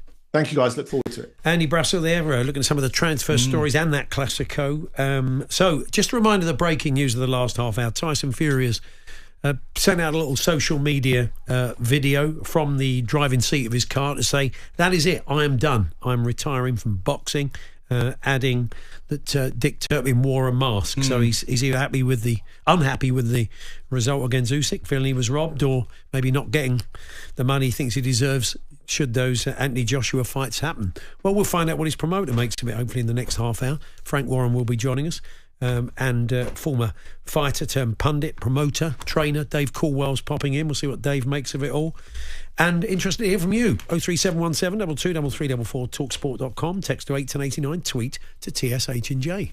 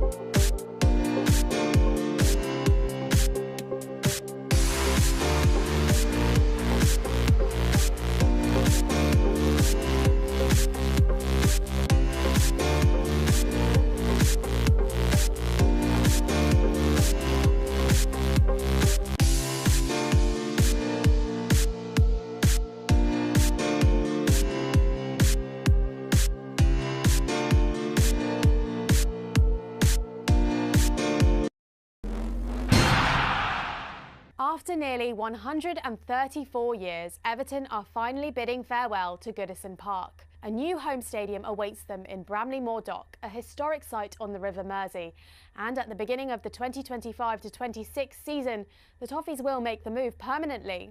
But why are they leaving behind such an iconic stadium, and what could this mean for Everton's future? It's an emotional move, especially since the Grand Old Ladies hosted more top-flight games than any other stadium in England. But there are practical limitations which mean the stadium's not fit for the future.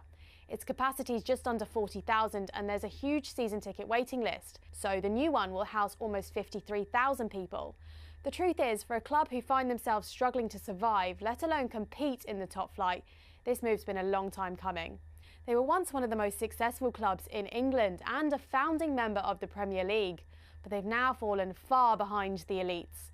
They haven't finished in the top 4 since 2005, and things need to change if they are to live up to their rich heritage. After all, Everton won 2 top-flight titles in the 80s. A new home stadium which is financially profitable and a bit more modern is a must. Mind you, the build's already set them back around £800 million. And though a shiny new stadium is on the horizon, many questions remain. Perhaps most importantly, will Everton still be in the Premier League by the time they first take to the pitch in their new home stadium?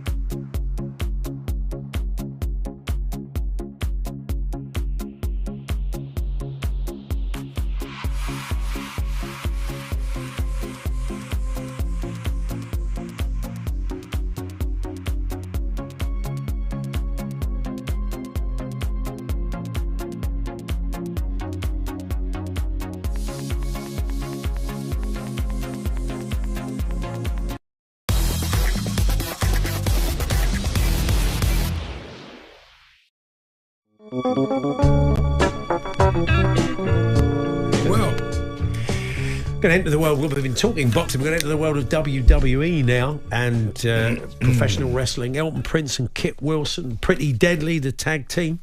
They're both Brits, sort of Essex and London, and they're rising to the top of global wrestling, which is great news. And they join us in the studio, guys. Good to see you. Yes, boy. Yes, boy. Thank you for having us. That's our catchphrase. Yes, boy. That's right. A few people have asked for a yes, boy this afternoon. And have you gents gave one yet? Have you had a try? We haven't. I don't think we could carry it off. Andy, I don't think Andy is a kind of yes, boy kind of yes, guy. old man. Yeah. Yes, old boys. Maybe is the way to do it.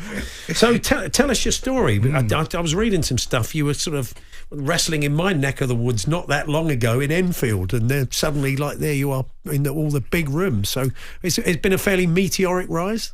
Yeah, you kind of start off, on the independent circuit. These small shows in sports halls where your mum goes to learn dance class on a Wednesday. We do them, and then we came together. We became the best friends. We became the best friends, yeah. The best friends, yeah. We kind of became this kind of product that can't be ignored, and then we got scouted, and then, we have just kind of rised up. It's been very fortunate. Yeah. And it's been fantastic, hasn't it? Yeah, pretty much, yeah. It's hard to talk about it other than just saying positive things, really. Yeah, you fought each other, I take it, want to boys. do this. Want to get signed by the WWE. Yeah, it's always been a passion of ours. You grow up watching, and then you often find, at least back in the day, as you grow up, your friends fall out of it. But we were the ones that kind of stayed in it, and then it got to the point where we thought, well, we've got to do it, don't we? And I think, as you guys probably know, when you watch wrestling as a kid, there's very rarely any British people on there or anything. So even though we started wrestling and the goal is to get to WWE, I think the majority of us probably felt that it wasn't really going to happen. It was just a fun dream almost. Yeah, it didn't feel reachable. What's the attitude towards Brits then, coming into their patch? How do they feel about it, the people on the circuit in the States? It's a tough one. They don't like us. They don't like us. Yeah, that's not surprising. You could probably guess. We waltzed in there, we're quite flamboyant. We waltzed in, and I think they thought there was something wrong with us. Yeah, but there wasn't. Yeah. I don't know if you are sort of look into the history of wrestling, but many years ago, flamboyant is the word we'll use, for Adrian Street and Bobby Barnes, who are great British tag team in the days of back in the 70s. And if you're familiar with their work, there's kind of shades of that with you two, isn't there? I feel. I think there's definitely a little bit of Adrian Street in us. Yeah, I think that's, we definitely have watched a lot of him over the years, haven't we? And I think there's definitely some comparisons. Yeah, he's in me. I feel him. I feel the spirit. I feel a little something. I do. Well, that's good. What can I say? These are exciting times for WWE, aren't they, and wrestling, because the Netflix deal is just around the corner, and it's going to give a chance to people to watch stuff at the top level. If they're Netflix subscribers, they're not going to be paying for the individual events, which has sort of happened in the past. Yeah, I think the Netflix deal is going to be huge for the UK, because I think there's a lot of people who would like to watch it but don't, it isn't possible. And I also think there's a ton of people who would love it but they've just not been introduced to it. But I think, we've all done the thing where we scroll Netflix for ages trying to find something to watch. But this week, and I'm sure for all of the weeks to come, WWE has been in the top 10. It was number 1 over the weekend, so everyone's going to see us on there, give it a click, and hopefully they'll find out that it's EastEnders with wrestling. It's the best. It's the best drama you can get. 2 main rivals that there's a big storyline about? Oh, we're kind of frenemies. Have you heard the term frenemies? Oh, sure. Yeah. The current tag team champions on our brand are a team called DIY. And Right. they're older than us. We're young bucks, really, of sorts, aren't we? Yeah, young whippersnappers. They're older guys. They slightly kind of give us some advice, trying to help us, but with the agreement that we might get a championship opportunity. So Right. I guess I'll call out DIY right now. Okay. I'll do it. Yeah, we're doing a bit of their dirty work, hoping for something in return. But we'll have to see how that plays out. Yeah, we said, we'll scratch your back. Give me a little scratch back. Give us a scratch back. That's all we ask. What was your route into wrestling then, guys? Were there other sports? I mean, obviously you've got to be pretty athletic to do what you do. So what was your route into other sports you excelled at or did before?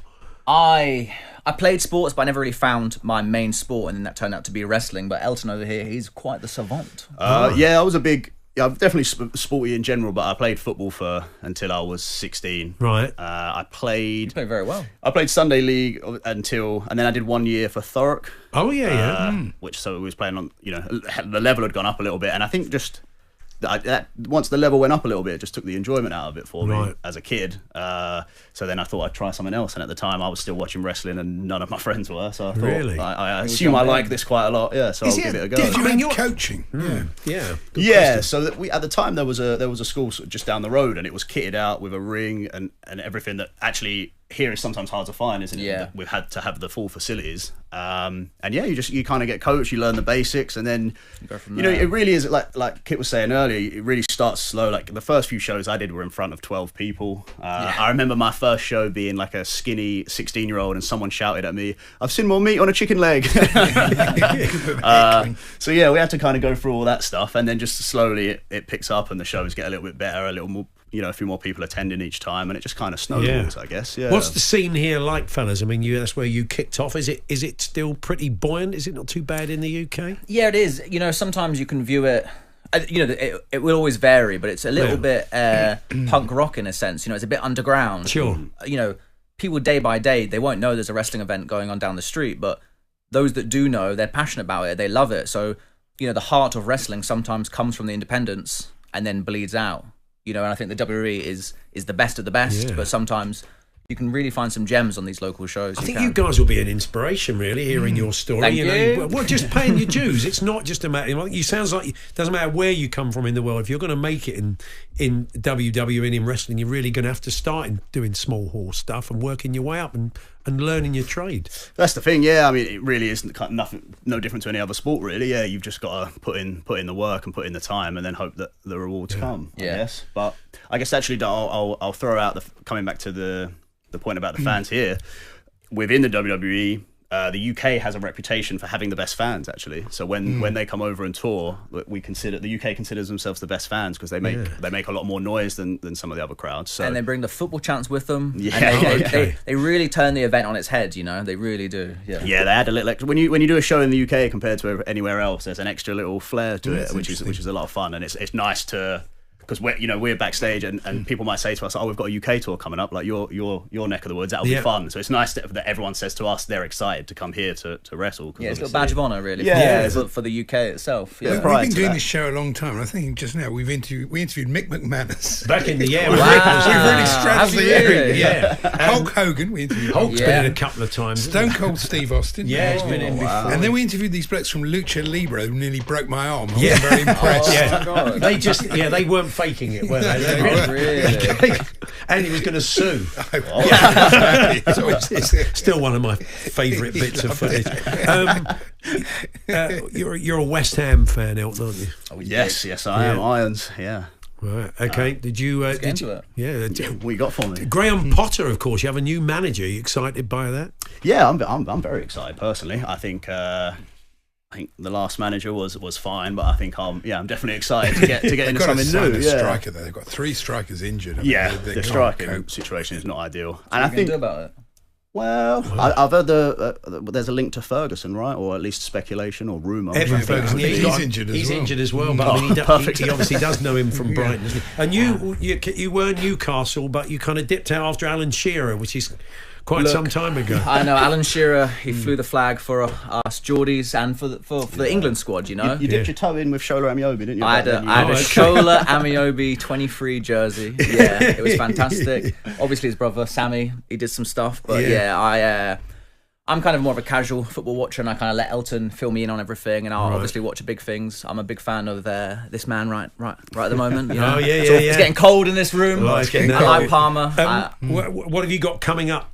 What's the big event for you coming up, guys?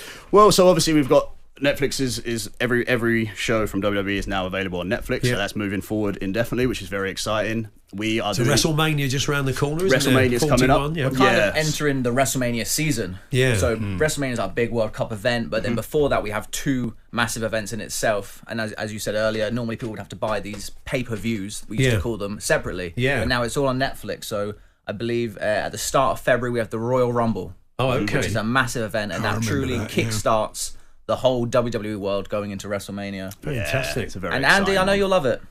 Yeah. The Royal Rumble, it's got your name on it. It's going to be in it. That's entrant number 30. If you're looking for someone to come in late doors and smack somebody over the head with a table, then Andy, I think this could be the gig. I've heard a few things about it. Yeah, there's some stories out there. There's some stories about nice one. Well, lovely to see you, fellas. Continued success. It's a great story from humble beginnings. It sounds like it's going really well. So keep doing what you're doing. Thanks very much. Well, I appreciate that, gents. And I'll quickly say I love watching talkSPORT. So to be in the set, it's quite exciting. Oh, okay. You can watch it back a little bit. There you are. Look at me there. Irons. There we go. Brilliant. So Elton and Kit there from Pretty Deadly. Watch them in action on Netflix as the year unfolds. Frank Warren joins us next. We'll find out whether Frank was blindsided by Tyson Fury announcing 45 minutes ago that he was retiring from boxing from the safety of his car. So Frank coming up. Dave Caldwell's going to pop in as well. Will give us his take on it and join that conversation. We're here with our good friends at the Tool Station Club. Free to join, easy to save, and open to all 18 plus. T's and C's apply.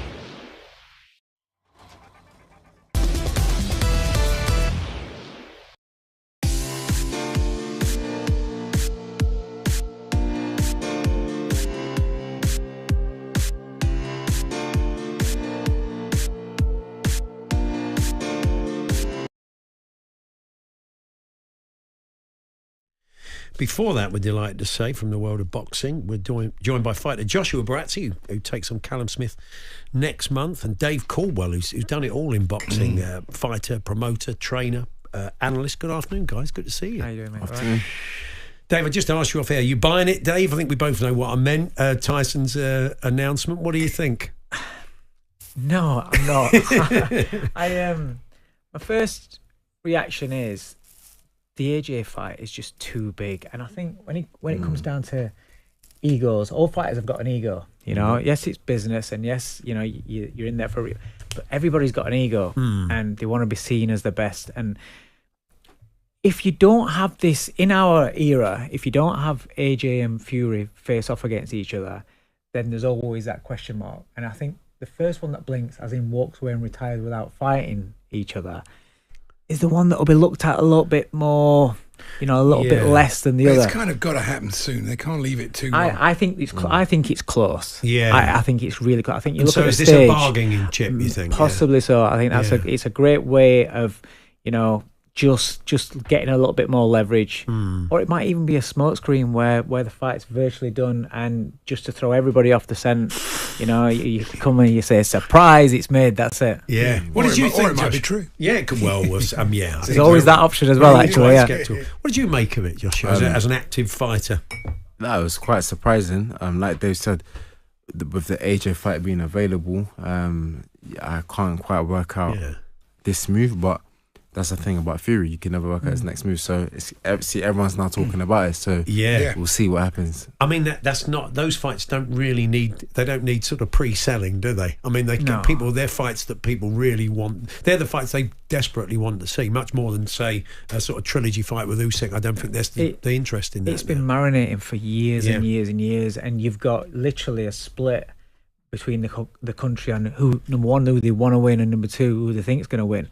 I just think it's too big. Listen, he's had his last few years of his career, he's had an hard career, taking a lot of punishment, and you know, he's got a lot of money. So if the motivation isn't there, then I think he's doing the right thing, and he is swanning off, and that's it. And it doesn't matter what anyone says. Once that correct motivation has gone, once that drive, it's too hard a sport. Forget the actual fighting. If you were retiring, that was the reason. Wouldn't you say that rather than make some comment about Dick Turpin? It seems very maybe, odd but it's Tyson Fury. You don't know how he's going to announce things. But I'd have thought that if somebody that's done his career, I would like him, if he's going to retire, I would like it to be a formal, proper, big, celebratory, sort of like, a press conference, and that's what going through it there. I mean, it would be very Tyson just to say, that's it, bosh, I'm done. And Frank may come and say, well, I don't know where that came from. It's really caught me out.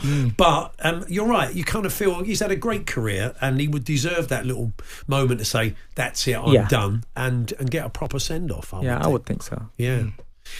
Well, so you're fighting next month, Callum Smith. Joshua, how's it all going? How's training camp going? It's been good, There was no Christmas, no New Year, but I think it's expected, knowing I was fighting in February. So it's been good. We've been here for the last 2 days. We leave tomorrow back to camp to carry on, but I'm looking forward to it. Brilliant. Actually, we're going to cross to Gareth A. Davis. He's with Frank Warren, of course, Tyson Fury's promoter. Gareth. Thanks, gents. Well, I'm here with Frank. Frank, I've got to ask you, first of all, we're here for the last crescendo, Better Be Ever versus Bivol. They've both been doing media work over here. We've got interviews all afternoon. We've got a big press conference today. We've got more interviews tomorrow. But everybody's talking for the last hour about Tyson Fury coming on Instagram and saying, Dick Turpin wore a mask. I'll see you on the other side. I'm retiring. Now, we've heard it before. What's your take on it, first of all? Take on it is that he's retired. Have you rung him since he put that Instagram? I only heard it. I got here. I've not had a chance. I've been doing all interviews here. He's retired. I'm not going to ring him and try and debate it with him. I said immediately after that fight, go away with your family, consider what you've got to do. You're a very, very, very wealthy man. You've done everything you could do in boxing. You've had the most magnificent career, 2-time world champion. You think of every fight he's had, certainly since he's come back, every single fight's been a thriller, been exciting, never a dull moment with him, and we're going to miss him. Boxing's going to miss Tyson Fury, I'll tell you that. They will miss him. He's He's been a magnificent champion in the ring. Nobody could give more than he does when he's in the ring. I think historically one of the greatest personalities we've ever seen in the sport. Certainly in this century, he's him and Usyk, the two best heavyweights out there. I know there's people got their views who won fights and whatever, but at the end of the day, they're both brilliant heavyweight champions. Both have done brilliantly in their careers, and Tyson has nothing to prove to anybody.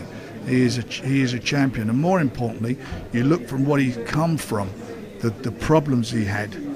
The mental health problems, the boozing, all the things that went on, and Harry's come back from that. He's a world champion in doing that. It's amazing what he's done for mental health and helping people with that, and not being afraid to discuss it.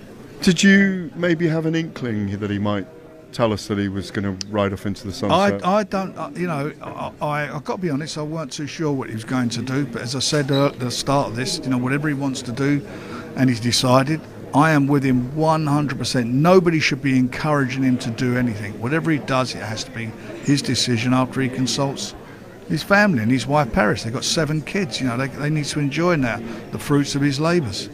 Obviously, there's conjecture about whether Tyson's having one of those days where he's got up on a certain side of the bed because he's retired in the past. But like you say, the what we've got to look at is what happened last year, how much money he's earned in the last few years. He doesn't need to fight anymore.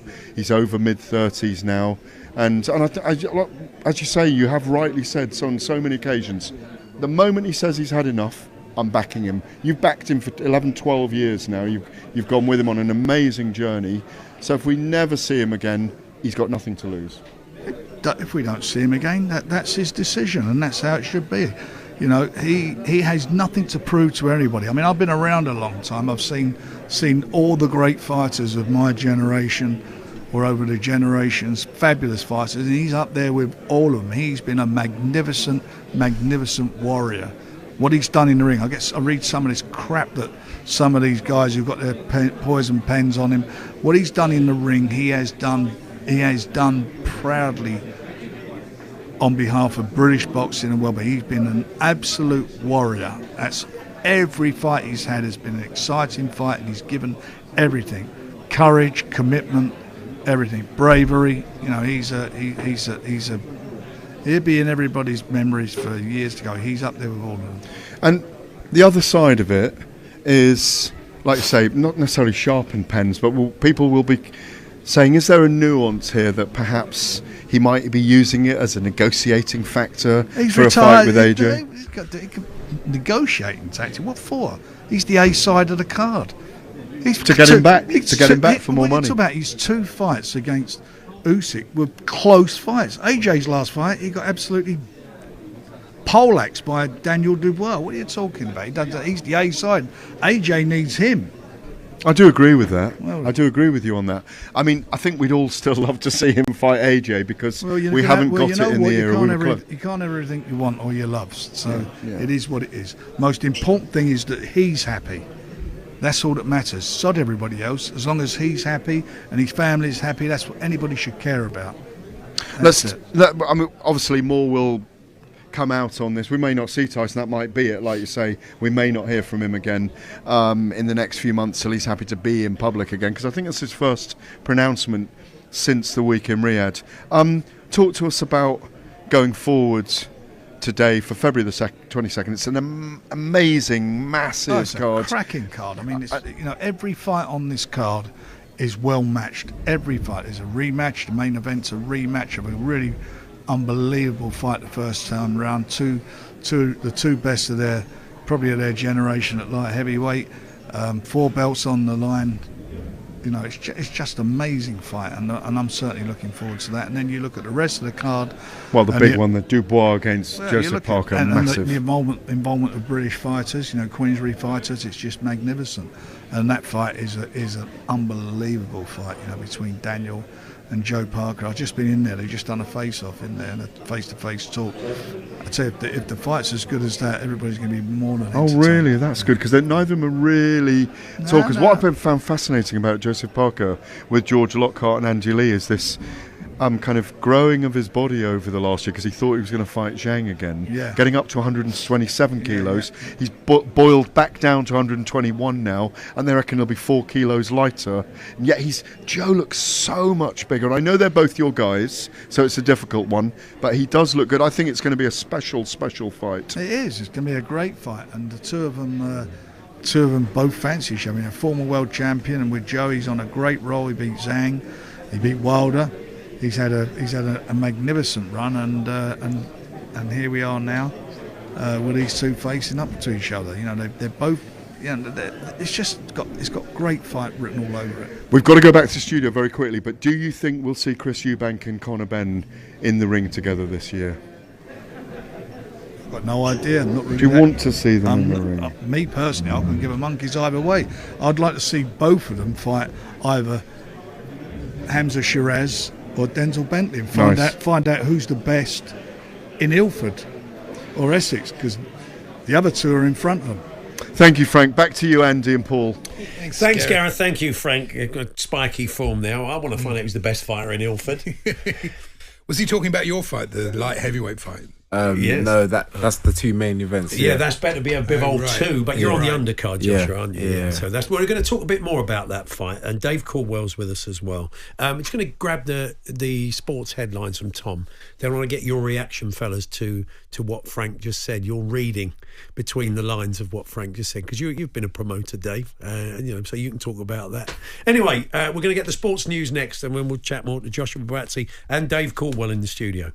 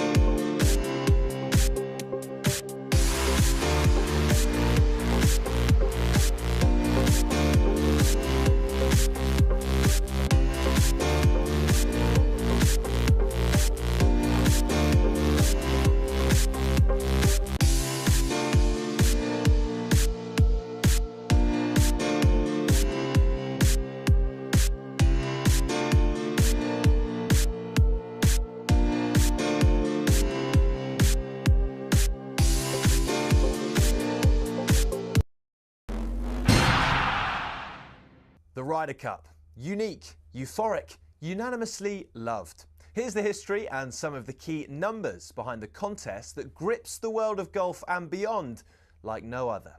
The first edition was held in 1927, where a Great Britain team arrived by boat to play in Massachusetts at the Worcester Country Club. Originally, the competition comprised of 4 foursomes and 8 singles, with 4 balls not introduced until 1963. In the first 22 editions, when it was just Brits and Irish against the US, America only lost 3. So, in 1979, in came the rest of Europe, including the future 5-time Ryder Cup winner, Seve Ballesteros. Since Team Europe was established, the head-to-head reads Europe 13, USA 9. Home advantage is a big deal. Europe's last away win was the miracle at Medina in 2012, and America hasn't won on European soil since '93 at the Belfry. It's accepted that both teams tailor their home courses to suit their own players. For example, in Paris in 2018, Thomas Bjorn asked for the rough to be kept extra long beyond the green to target the big booming American drives. 10 years earlier, Paul Azinger did the opposite, and the Valhalla rough was trimmed right down. On both occasions, the home side were resounding winners. So what about the money? The most recent Ryder Cup in Rome drew in a record 271,000 spectators and boosted the Italian economy by €262 million. In the US, the PGA America TV deal with NBC is worth $440 million. But no Ryder Cup revenue has ever gone directly to individual players. That's until now. In 2025, for the first time ever, the US team will each receive a fee for playing in New York. Of course, in Rome, legend has it Patrick Cantley refused to wear his cap because he wasn't being paid to wear it, though he insisted.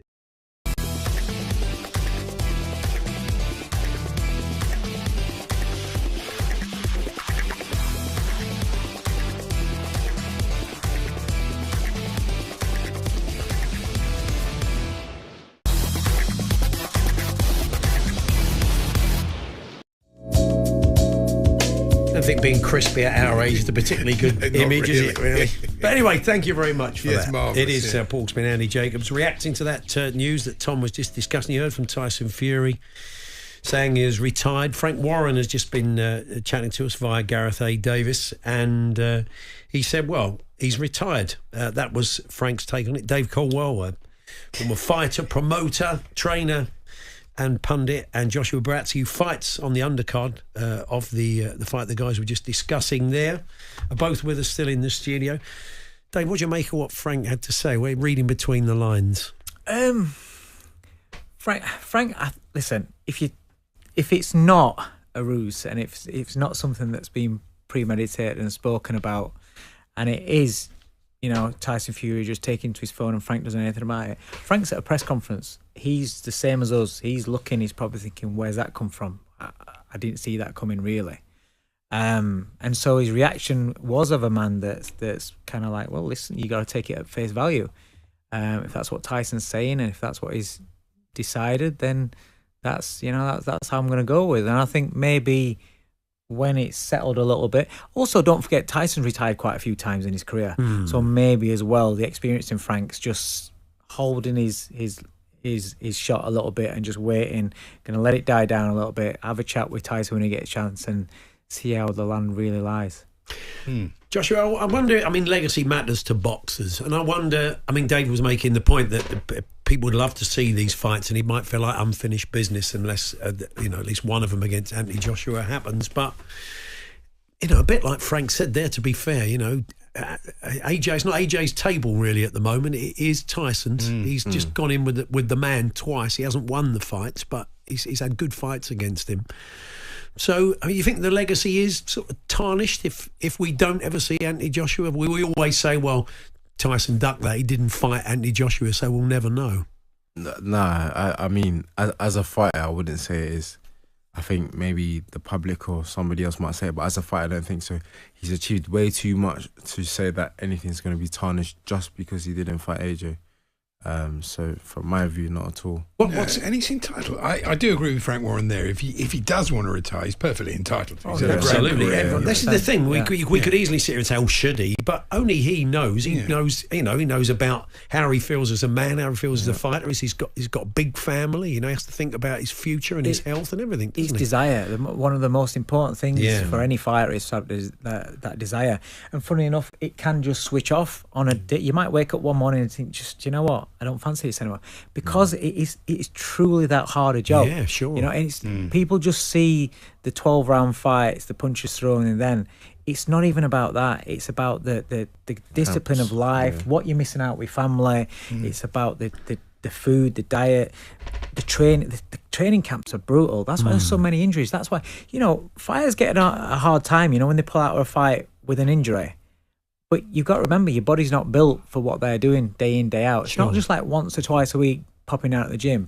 It's day in, day out, multiple sessions a day. So you could get up one morning, and especially when you're near, mid 30s to late 30s, it gets very, very tough. And you might just get up and that desire's just gone. Yeah. And if that's the case, then you've got to get out, because it's too dangerous a sport to be half-hearted at. Definitely. I mean, well, you're a relatively young man at 31, Joshua, aren't you? So, I mean, you've never had any thoughts of that. You're still enjoying being despite you just said you had no Christmas, no New Year, and it is brutal, and you have to the rewards are there, but you have to sacrifice a lot as well, don't you? Yeah, no, the benefits that come with the job that I do currently, it far outweighs anything. And the benefits, I said in an interview yesterday, it's not just the benefits of me, it's what you can do with it, what I can do with it, the position it puts me in to help others. So for now, I'm highly motivated. I'm fighting next month. Yeah, of course you are. You're fighting next month. An unbeaten record to protect as well. This is your title that's on the line, isn't it? Yeah, in this fight? My interim belt. Yeah. What do you make of Callum Smith as a fighter? I mean, a lot of people seeing it as a 50-50 fight. They think it's a very exciting fight. It's an intriguing fight. Yeah, exciting, intriguing fight. It's not much so to say what I think about him, but I'm looking forward to working very hard, and February the 22nd, I look forward to winning. It is a great bill, isn't it, Dave, that night? We've got some fantastic fights on. Daniel Dubois, Joseph Parker as well. And Hamza Shiraz has been in a couple of times to see us. Impressive fighter. It's an unbelievable card. I mean, I've been in boxing, I think it's 34 years.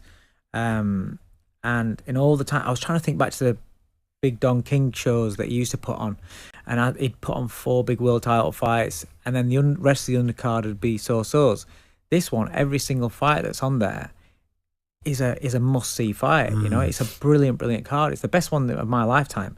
In fact, when it was announced and I saw it on my social media, I just saw all the writing, and I was thinking, wow, every fight, I'm like, wow. And then I realised there was Bertabiev and Bivol on the top of the bill, and I was like, I couldn't believe that was the top of bill for it. And it's like Josh's fight, that's a must-see fight. Those are the kind of fights that we've been wanting to see in this country for a good few years now.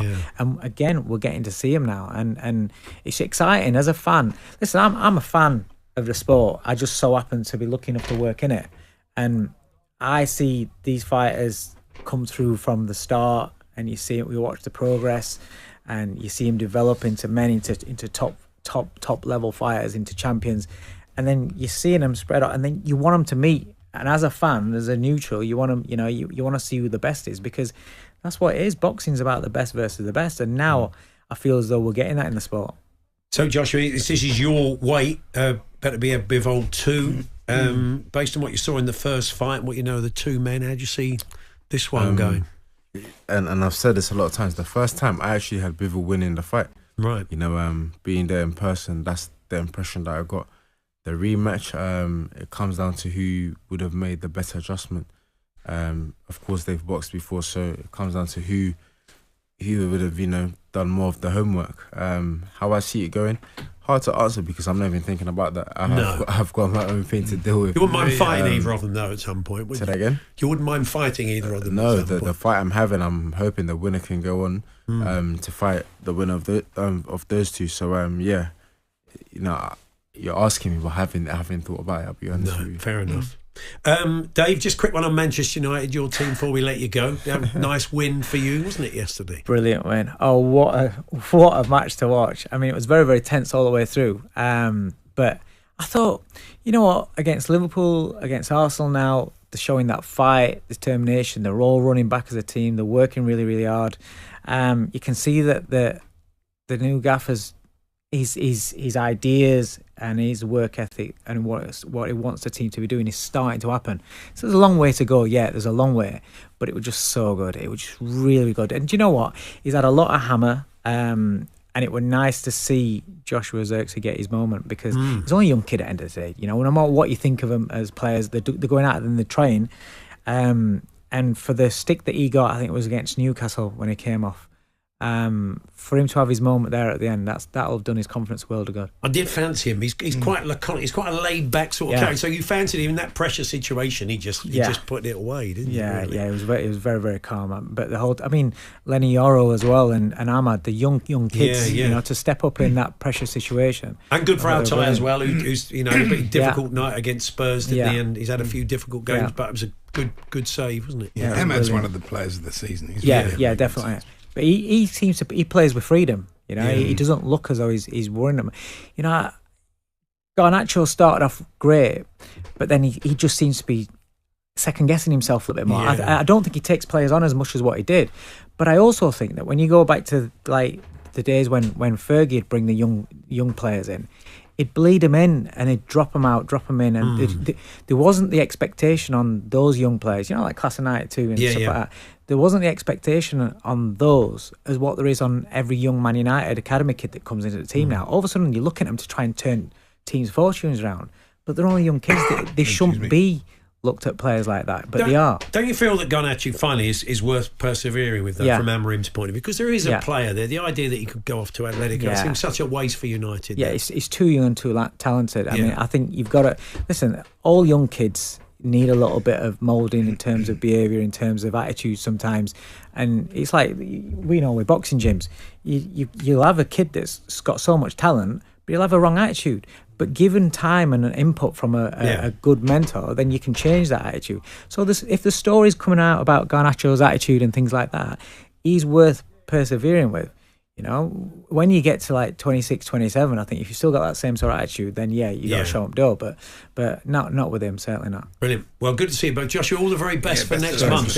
It's an incredible night's boxing. We're all really looking forward to it. So we wish you well. Appreciate that. And Dave, lovely. Thanks for popping in. Appreciate you guys coming in and reacting to that news. We'll play you a bit more of what Frank Warren had to say. And Frank, in case you missed it, in light of that story that Tyson Fury says he is retired from boxing, Gareth A. Davies caught up with Frank Warren earlier on, and he said he's retired from boxing. I heard the same thing you did. I'm not going to ring him up and try and second guess what he means. And then he paid tribute to him and his career. So it's going to be very interesting to see what happens next. We'll continue getting the fallout. You've heard it all unfold. talksport.com/H&J. Text to 81089. Tweet to TSH&J 03717 223344 to get in touch this afternoon. It's Paul Hawksbee and Andy Jacobs here on talkSPORT.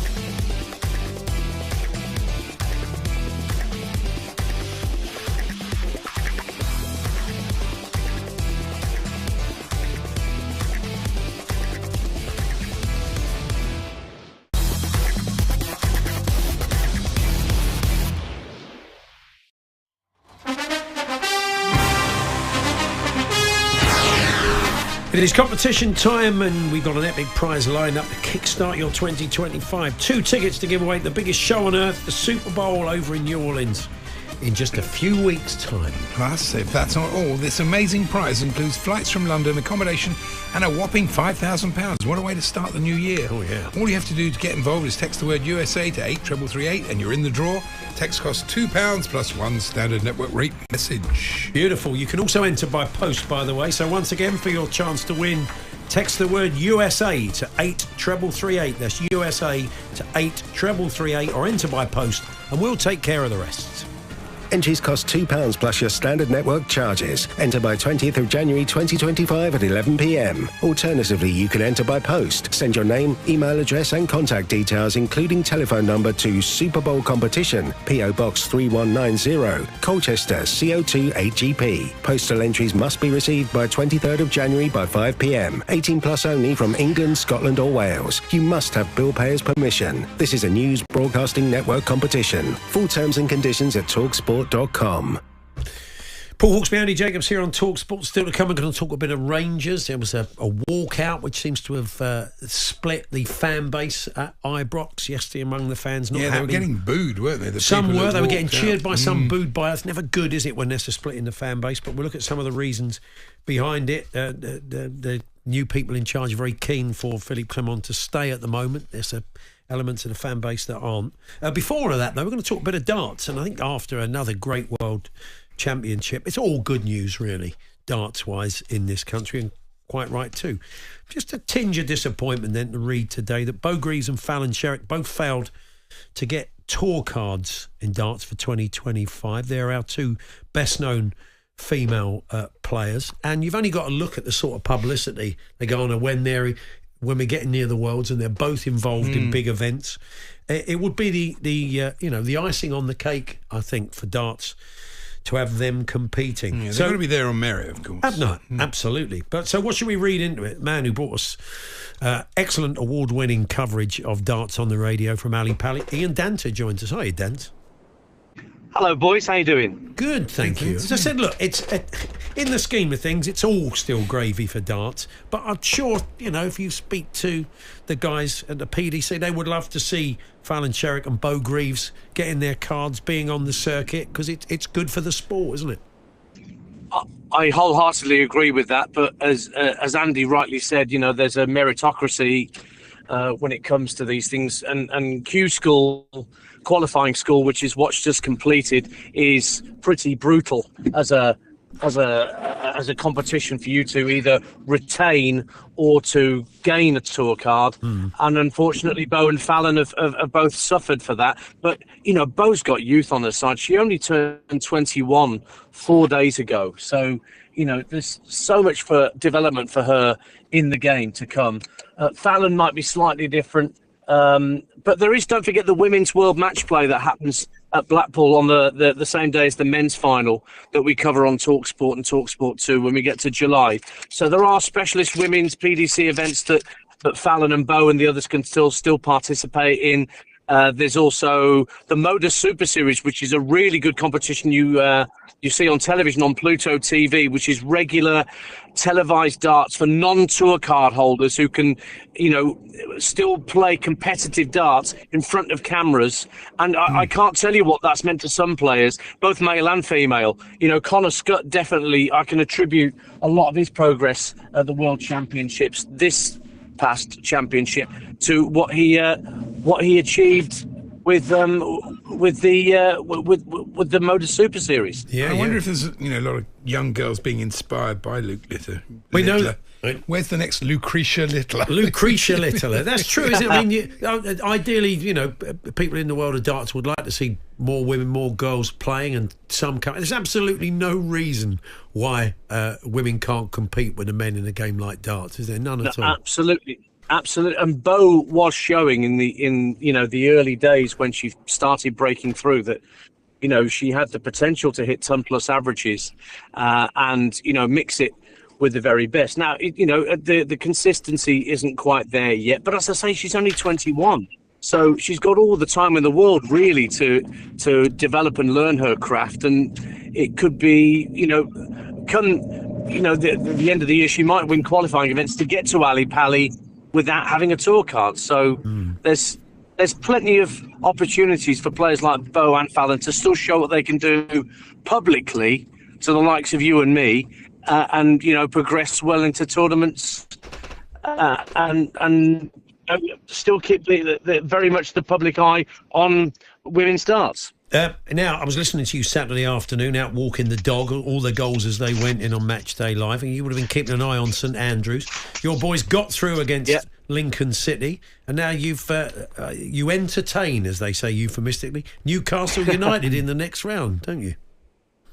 Fantastic. And it takes me back to a particularly funny night when Newcastle were at St Andrews in a League Cup tie years ago when Sir Bobby Robson was manager, and Stephen Taylor got sent off, the goalkeeper, very early on, and we were winning 2-0, and Bobby elected to take Alan Shearer off. I was doing the public address, and I've told you the story many times about the who chant, and when Shearer was substituted, that's the loudest who that any player ever got at St Andrews, either coming off or on, and that was late 90s, 1999. But delighted that we're getting Newcastle to St Andrews for a cup tie. I've no doubt that'll be one of the TV picks. It'd be amazing if it wasn't. Yeah, no, I imagine it will be. Lyndon Dykes among the goals. That was a nice goal, wasn't it? Have you seen it? Yeah, what a goal! Yeah. I mean, that could be one of the goals of the. And Lyndon's a player that hasn't shown it in the league as yet. He's not really had that many chances in League One, in fairness. It's been Alfie May and Jay Stansfield who've been getting the goals. But, it's great that Lyndon's pushing them with performances like that and goals like that, which was superbly taken. And we're fighting on a lot of fronts. We shouldn't forget, Paul, Andy, we've got the Football League Trophy game at Swindon tomorrow night. We're in the last 16 of that. Now we've got a fourth round FA Cup tie. We're top of League One. Right. So there's an awful lot of football to be played. So players like Lyndon Dykes are going to be rather important, I would say. I don't think we've ever known you in 25 years of it being good. So Birmingham City. This is so weird, Dan. Are you all right? No, they won. They did win the cup. Didn't they did win the cup. That's right. Yeah, well, we did. We had that. The glory day. Exactly. I gave you one of the best days of your life, just as it was for me, Paul, back in 2011. So look, there's been a lot of downs and very few ups, but there are, as I've said this countless times, there are smiles back on faces at St Andrews now, and it's such a lovely thing to see. And that the new ownership have pumped a lot of money, capital investment, not just to the playing staff, but also to the ground and the upkeep of the place and the training ground. There's an awful lot of work still to be done. There's the potential for the new stadium. Things are looking very much up. But the important thing is get back into the Championship this season. That is priority numero uno. Nice one, Dance. All the best. Thanks very much. Thanks, Dance. Cheers, boys. Ian Dance there. A bit of darts, a bit of football. We're going to stick with the football shortly. I think we've got a bet builder coming up, edited at the game tomorrow evening between Nottingham Forest and Liverpool. We'll be around the grounds tomorrow night with Adrian Troy Deeney and Scott Minto for that one. Before that, we've got Millwall Dagenham this evening, remaining third round game. Well, that's not the remaining third round game. There's games tomorrow which were postponed from the weekend. Yeah. That's right. And I was hoping it was going to be the first ever draw that only had one either or in it. Yeah, but well, of course, we've got a couple more simply because of the weather at the weekend. But we're going to talk about Rangers next, and then we are going to bring you a little story from the 25 years of talkSPORT. We're marking that this week with Andrew McKenna.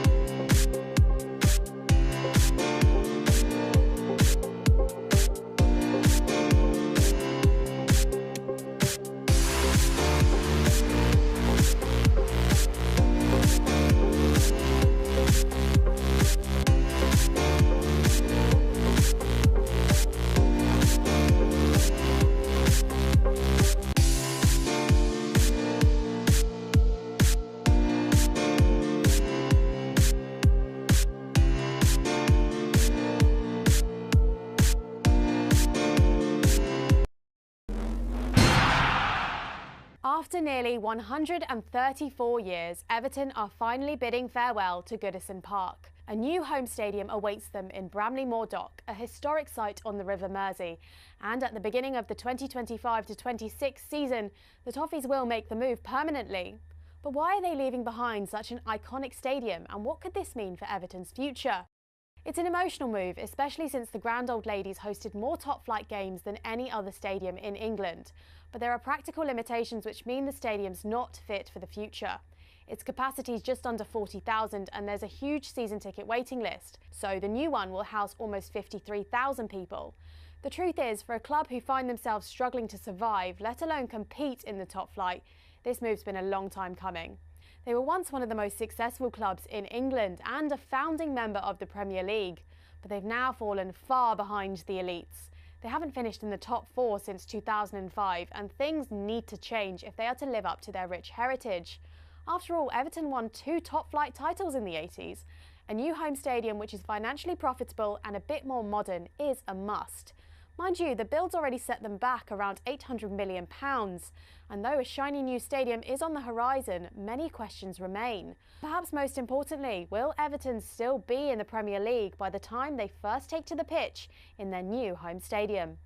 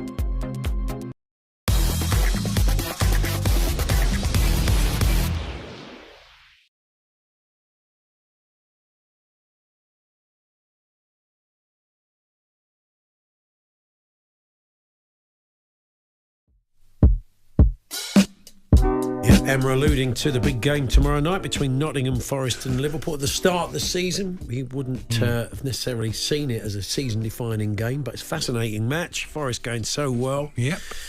It's time for our bet builder on that match with our good friends at Paddy Power. Lewis Richards joined us. We're going to have a look at Forest and Liverpool. Hi, Lewis. Afternoon, guys. How are we? Yeah, we're not so bad. We're looking forward to this match. It looks good, doesn't it? Yeah, it looks good. It does look a good gun. So, tell us how the bet builder works. Okay, so for anyone new to the bet builder, just think of it as your classic hacker, but it's confined to one game. So rather than selecting teams to win in an hacker, you're just picking different markets for one match, and that bet builder will last you the entirety of the 90 minutes. So we saw at Anfield where Forest won 1-0, played brilliantly, worked really hard, got the goal, and Liverpool just, couldn't break them down. That's been a familiar story with Forest, who are very good when they get their noses in front.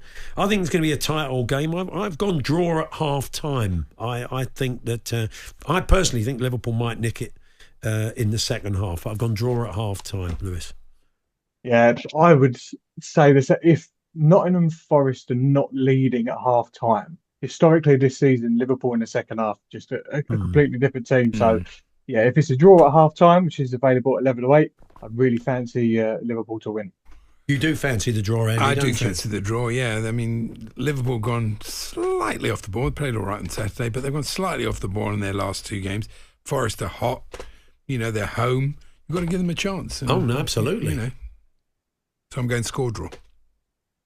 No, I mean, look, it's completely fair shout. They've had 4 draws each this season, and some of those draws coming across fellow top 4 contenders. So the stat for me that's most interesting, though, is Liverpool have had 0 away losses, as far as I can see. So I would be in the a draw sounds good, but only if Forest are leading at half time for me. If they're not leading, I think Liverpool will nick it. Our producer Rufus has gone with Chris Wood to score any time. 13-5, quite decent when you think of the season that Chris Wood is having. 12 goals this season. He's had a few goals in his last few games as well, so it's not like he's cold. He's very hot at the moment. So 13-5 for any time goal great shout. You mentioned Liverpool being very good in the second half, and they have been. Yeah. Not against Spurs last week. No, it was a slightly different team. They had to put a few faces on to make a difference, but he won't start with that team next week. So the People's Pick, this is the most popular bet with people doing a Paddy Power bet builder, and they've gone both teams to score, Lewis. Hardly, surprising to see this as low as 6-10 with the league's top goal scorers visiting Forest. Although, quick one for you, Forest, didn't know this, they haven't conceded in the last 4. So, if they're on this clean sheet run and Liverpool play like they did against Tottenham, as mentioned earlier, we couldn't break them down in the second half, who knows? Yeah. And your selection, finally, tell us what you've gone with. Yeah, I've gone with my head on this one. I've gone with Gibbs White to commit 2 or more fouls at 8-5. I think Liverpool will want as much of the ball as possible in this game. And they had over 70% in the home games. You're expecting they're going to want a lot of the ball, and that midfield's going to get very busy. I think Gibbs will be in the thick of it. So 8-5 to have 2 or more fouls. Nice one. And if that all comes off cumulatively on the bet builder, what are we looking at odds wise? We are looking at just over 61-1. Oh wow, that's not so bad. Amazing. Nice one. Not bad at all. Excellent. Cheers, Lewis. Thanks very much. Thanks, guys. Lewis Richards there from Paddy Power. That's our bet builder for today. Minimum odds 1 to 5 per leg. 18 plus. BeGambleAware.org. Paddy Power on talkSPORT. With Paddy's Super Sub, your new bet rolls over to the new player coming on. T's and C's and exclusions apply. 18 plus. BeGambleAware.org. Now, Ibrox, a bit of a toxic place the other day. They got the win they wanted. It wasn't the most convincing of performances, but off the back of that win against Celtic New Year's Day, they weren't able to build on that. Couple of disappointing performances, and some of the Rangers fans had kind of had enough. There was a 55th minute walkout protest for some. The reaction to it was mixed in itself. Some booed it, some cheered it. Never great when the fan base are split. Some people would like to see the manager gone. Here to tell us more, Stuart Weir, one of our top team up in Scotland. Hi, Stuart. Good afternoon, guys. Yeah, it's a weird one, this. I've been reading some bits and pieces online, and, there's as many people saying, yeah, good on them, they did the right thing. Others saying, no, it was rubbish. You don't want to be doing that. Get behind the lads, get behind the team. It's a real kind of split in the camp, isn't there? It is at many levels, and I think the whole thing about Rangers beating Celtic at New Year, I think that was almost like Rangers' Eric Ten Hag scenario, that he wins the FA Cup, therefore you've got to keep him on, and nothing goes right after that. And I think the results either side of that old firm class tells you everything you need to know about where Rangers are at compared to Celtic. Would it make any... I mean, at this stage, I know it would be symbolic to say it's the manager's fault, get him out. But would it really make any difference? You're not going to catch up with Celtic at this point. That ship was sailed, probably did after the New Year game. It didn't build on that. So, I mean, I don't know. I mean, I'm not a Rangers fan. I'm not as close to it. But maybe it would be a statement of intent that, your expectations are higher. Yeah, it might be. There's a new chief executive in place, Patrick Stewart, not to be confused with the guy who flies around in Star Trek. Well, I did say after the 1-1 draw against Dundee in midweek, he should set his phasers to max for the next meeting. He can hold a captain, as I know that wasn't him, obviously, but that's as much Star Trek as I know, I'm afraid. Yeah, a bit like myself. But, listen, the results have been disappointing, and you can't keep changing your managers. However, you would have to say that given that Rangers sacked Gio van Bronckhorst when they were 9 behind Celtic, and then sacked Michael Beale when they were 7 behind Celtic, you would currently think that Philippe Clement is actually on borrowed time just now and bouncing around on the trapdoor, ready to make an exit at some point in time. Do I see it getting any better? Not with the squad of players that Rangers have just now. And remember, this was the time when Clement actually said that Rangers would be at their best, at their peak, and there's no sign of that apart from those 90 minutes against Celtic. But the way the Champions League is and the way the Europa League is... Yeah, they're still in the mix, aren't they? They are, but it's such an advantage for Celtic, isn't it, to be in the Champions League. They've just got more money. They can do more. It's going to. I don't see how Rangers catch them up unless they can get into the Champions League, and that looks difficult. You have to say that Rangers were liquidated and went to the bottom tier of Scottish football. At that point, they were debt free. for Rangers now to be back in debt again, you'd have to say there's been mismanagement somewhere. Add to that the recruitment, which has been absolutely appalling in the last couple of seasons. Referees and VAR being blamed for everything, and the lack of fitness or the injuries amongst the players. There is something not right in the Rangers camp. And I think the fact that Patrick Stewart has come out and said he's going to do a root and branch review of everything and also passed it over to an outside agency. Obviously, none of the guys that frequent the bars around Ibrox are getting that job. But the fact is that, there are serious things afoot for Rangers just now, and it has to be fixed sooner than later. And the point that Andy makes there, absolutely right. Any other club in the country with a European run, European final a couple of years ago would be absolutely fine with that, except in Scotland, where in Glasgow, you're either first or you're nowhere. I mean, they could go on, and I mean, they're in a pretty good place. There's a pretty good chance with probably one more win will mean they won't have to go into that qualifying game. They'll be through to the next stage. Who knows? Clermont could go all the way at the final. It's possible. It's fairly wide open competition, and they've played well in it so far, Stuart. There are dozens, maybe even hundreds, in fact, make it thousands of Rangers fans out there wanting to share your optimism there, Paul. Seriously, have a quick swig of whatever you're having just now. I'm on the bucky, Stuart. That's what it is.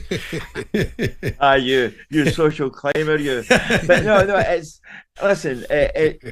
Everything is possible. Anything is possible in football just now. But I was asked a couple of weeks ago, did I see Rangers cutting the gap down to 6 points if they won the New Year derby, if they win all their games? And at that point, I said no. And I have to be honest with you here, Paul. I do not share your optimism. Yeah. Well, we'll see what happens. It's good. They've talked about further protests. That wasn't a one-off, so we'll see how that shapes up. But for now, thank you, Stuart. Thanks very much. Thanks for that mention of Bucky as well. Yeah, you may get a free case now, Stuart. Look out for that. So there we are. Stuart Weir looking at the events at Glasgow Rangers at the moment. We're going to take. We meant to do this earlier, but of course, events overtook us with Tyson Fury's announcement. I'm sure you'll be able over on the YouTube channel to watch the interview with his promoter Frank Warren. Gareth A. Davis spoke to him live on the show earlier on. It was fascinating stuff. So I'm sure the boys on Drive will be playing a bit of that. There'll be more fallout throughout the evening. But it's got a boxing flavour, our memory of the 25 years of talkSPORT. Andrew McKenna's going to join us and relive a conversation with a boxer. That's all to come. We're here with the Tool Station Club, free to join, easy to save and open to all. 18 plus T's and C's apply.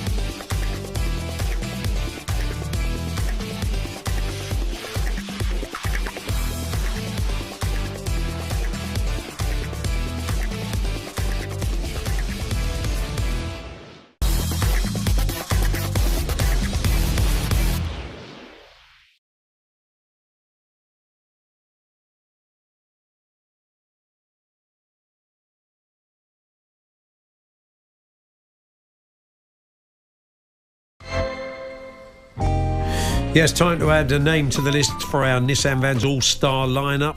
And we're going to go Route 1, and we're going to agree with our own Ali McCoist. It's got to be Hayden Hollis of Tamworth. What a performance. Part-time Chesterfield coach, a stalwart at the back, got his head or his foot or everything Tottenham threw at him at the weekend. So, Andy, you agree? Oh, yeah, definitely. Fantastic. There were some great performances, but we're going to give it to Hayden Hollis, as did Ali. But that was our pick of this week's star player joining our all-star lineup with Nissan Vans. The All-Star lineup on talkSPORT with Nissan Vans. Accelerate your business with Nissan's All-Star van lineup. Find out more at nissan.co.uk. Now, this Friday is talkSPORT's 25th birthday, 17th of January. All this week we're going to be marking the milestone, revisiting some classic moments, delving into the talkSPORT archives. We're going to have a kind of old clips special for you on Friday as well. When talkSPORT first aired in January 2000, Lennox Lewis was undisputed heavyweight champion of the world. Chelsea and England fullback Reece James was a baby. Nasser Hussain's England had just lost the test match series in the cricket to South Africa on talkSPORT. And Nasser's dad Joe used to ring us up, didn't he, on the show? Yeah. Not very happy about the press that his boy was getting. So for today's archive clip, we're going to go back nearly a decade. An interview with the heavyweight champion Deontay Wilder had been confirmed at short notice, and talkSPORT's very own Andrew McKenna was more than happy to step up and do it. But things didn't start as Macca expected. Hi Deontay, how are you? It's Andrew in London. Hello? Hello? Hello there. Yes? Hi, is Deontay there? Hey, sugar. You want to speak to my grandson? Hello? Hello? Yes. Yeah, hey, sugar. Who do you want? Deontay? Deontay? Deontay Wilder? Hold on, let me get my hearing aids. Hold on, sugar. You said Deontay, baby? Yeah. Okay, let me pass it to my grandson. Deontay? Yeah, Grandma. Big Mama, get out that phone. Hello? Hey Deontay, how are you? I'm doing good, man. Sorry about Big Mama. Big Mama just make sure ain't nobody with bad intention, with bad energy called me. You know, she had to put that smoke and that feather on you. That's perfectly all right. Absolute pleasure. We are recording, so we won't take too much of your time. Yeah, got a bit nutty professor there, didn't he, Deontay? I'm sure I've heard her called the sports pub. Yeah. Well, had me fooled. Yes. Macca joins us now. Hi, Macca. Good afternoon, boys. What an absolute pleasure reliving that. It was good, wasn't it? It would have fooled me. I mean, I wouldn't have said, go on, you're messing about. I mean, that was pretty decent, I'd say. Good. Well, the thing is, you said in the introduction, I was happy to do it. Yeah. I actually got drafted in at very late notice to do that interview. We got about 10 minutes notice that it was going to happen. And as a result, it was about 5:45 one afternoon. So there's nobody left in the office. So it was a case of look around. Who's there? Oh, Macca, would you mind doing this interview? Now, I'm going to be the first to admit, boxing is not my area of speciality. So it was a case of basically Clint, the producer of Drive Time at the time, provided me with a few questions on a bit of paper. Yeah. And then I walk into that, which was basically like being part of a Jeremy Beadle stunt. There's one for the teenagers. With absolutely no idea of what's going on. Wow. It was. It's good, though. I mean, it was. I wonder what made him do it. I wonder what made him suddenly go into. Maybe he was just a bit bored with all the interviews he'd done that day. Yeah, thought he'd spice it up. You can only imagine. You can only imagine. As you've proved this afternoon, boxers do what they want when they want. So, Deontay Wilder just decided that he was just going to have a bit of fun at my expense. Did you ever look up Granny Wilder, see what she looked like, and see if, Oh, what a woman. What a woman. And she's a regular sports bar caller. Absolutely. She's a big Harrogate Town fan. Yeah, I bet she is. She'll be gutted after the weekend. Mac, we're out of time, but good to talk to you. Thanks very much. Always a pleasure, boys. Brilliant. There we are. You can stay tuned to talkSPORT all this week for more moments like that from the archive, and you'll hear even more of the best bits from talkSPORT from the past 25 years. Check out the talkSPORT Gold podcast channel, available wherever you get your podcasts. That's us. The Tyson Fury, fascinating stuff this afternoon. We heard from Frank Warren. I'm sure you'll be hearing more of that throughout the afternoon into the evening. His reaction to the news that Tyson says as he's hung up the gloves. Let's see if Andy Goldstein and Darren Bent are buying that. Many people in boxing aren't. They're coming up next and building up to our live football tonight. Millwall versus Dagenham and Redbridge in the FA Cup. I'll see you with Charlie tomorrow. Andy back on Wednesday. Have a good evening.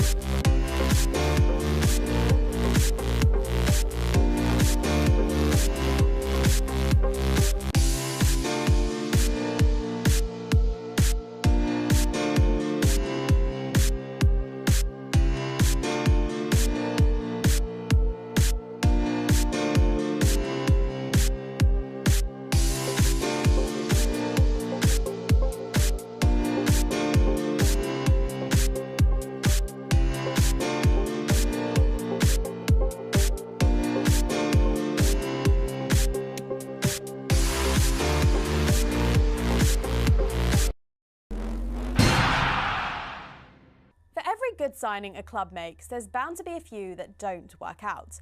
And Man United have certainly had their fair share of those, especially since the end of their golden age under Sir Alex Ferguson.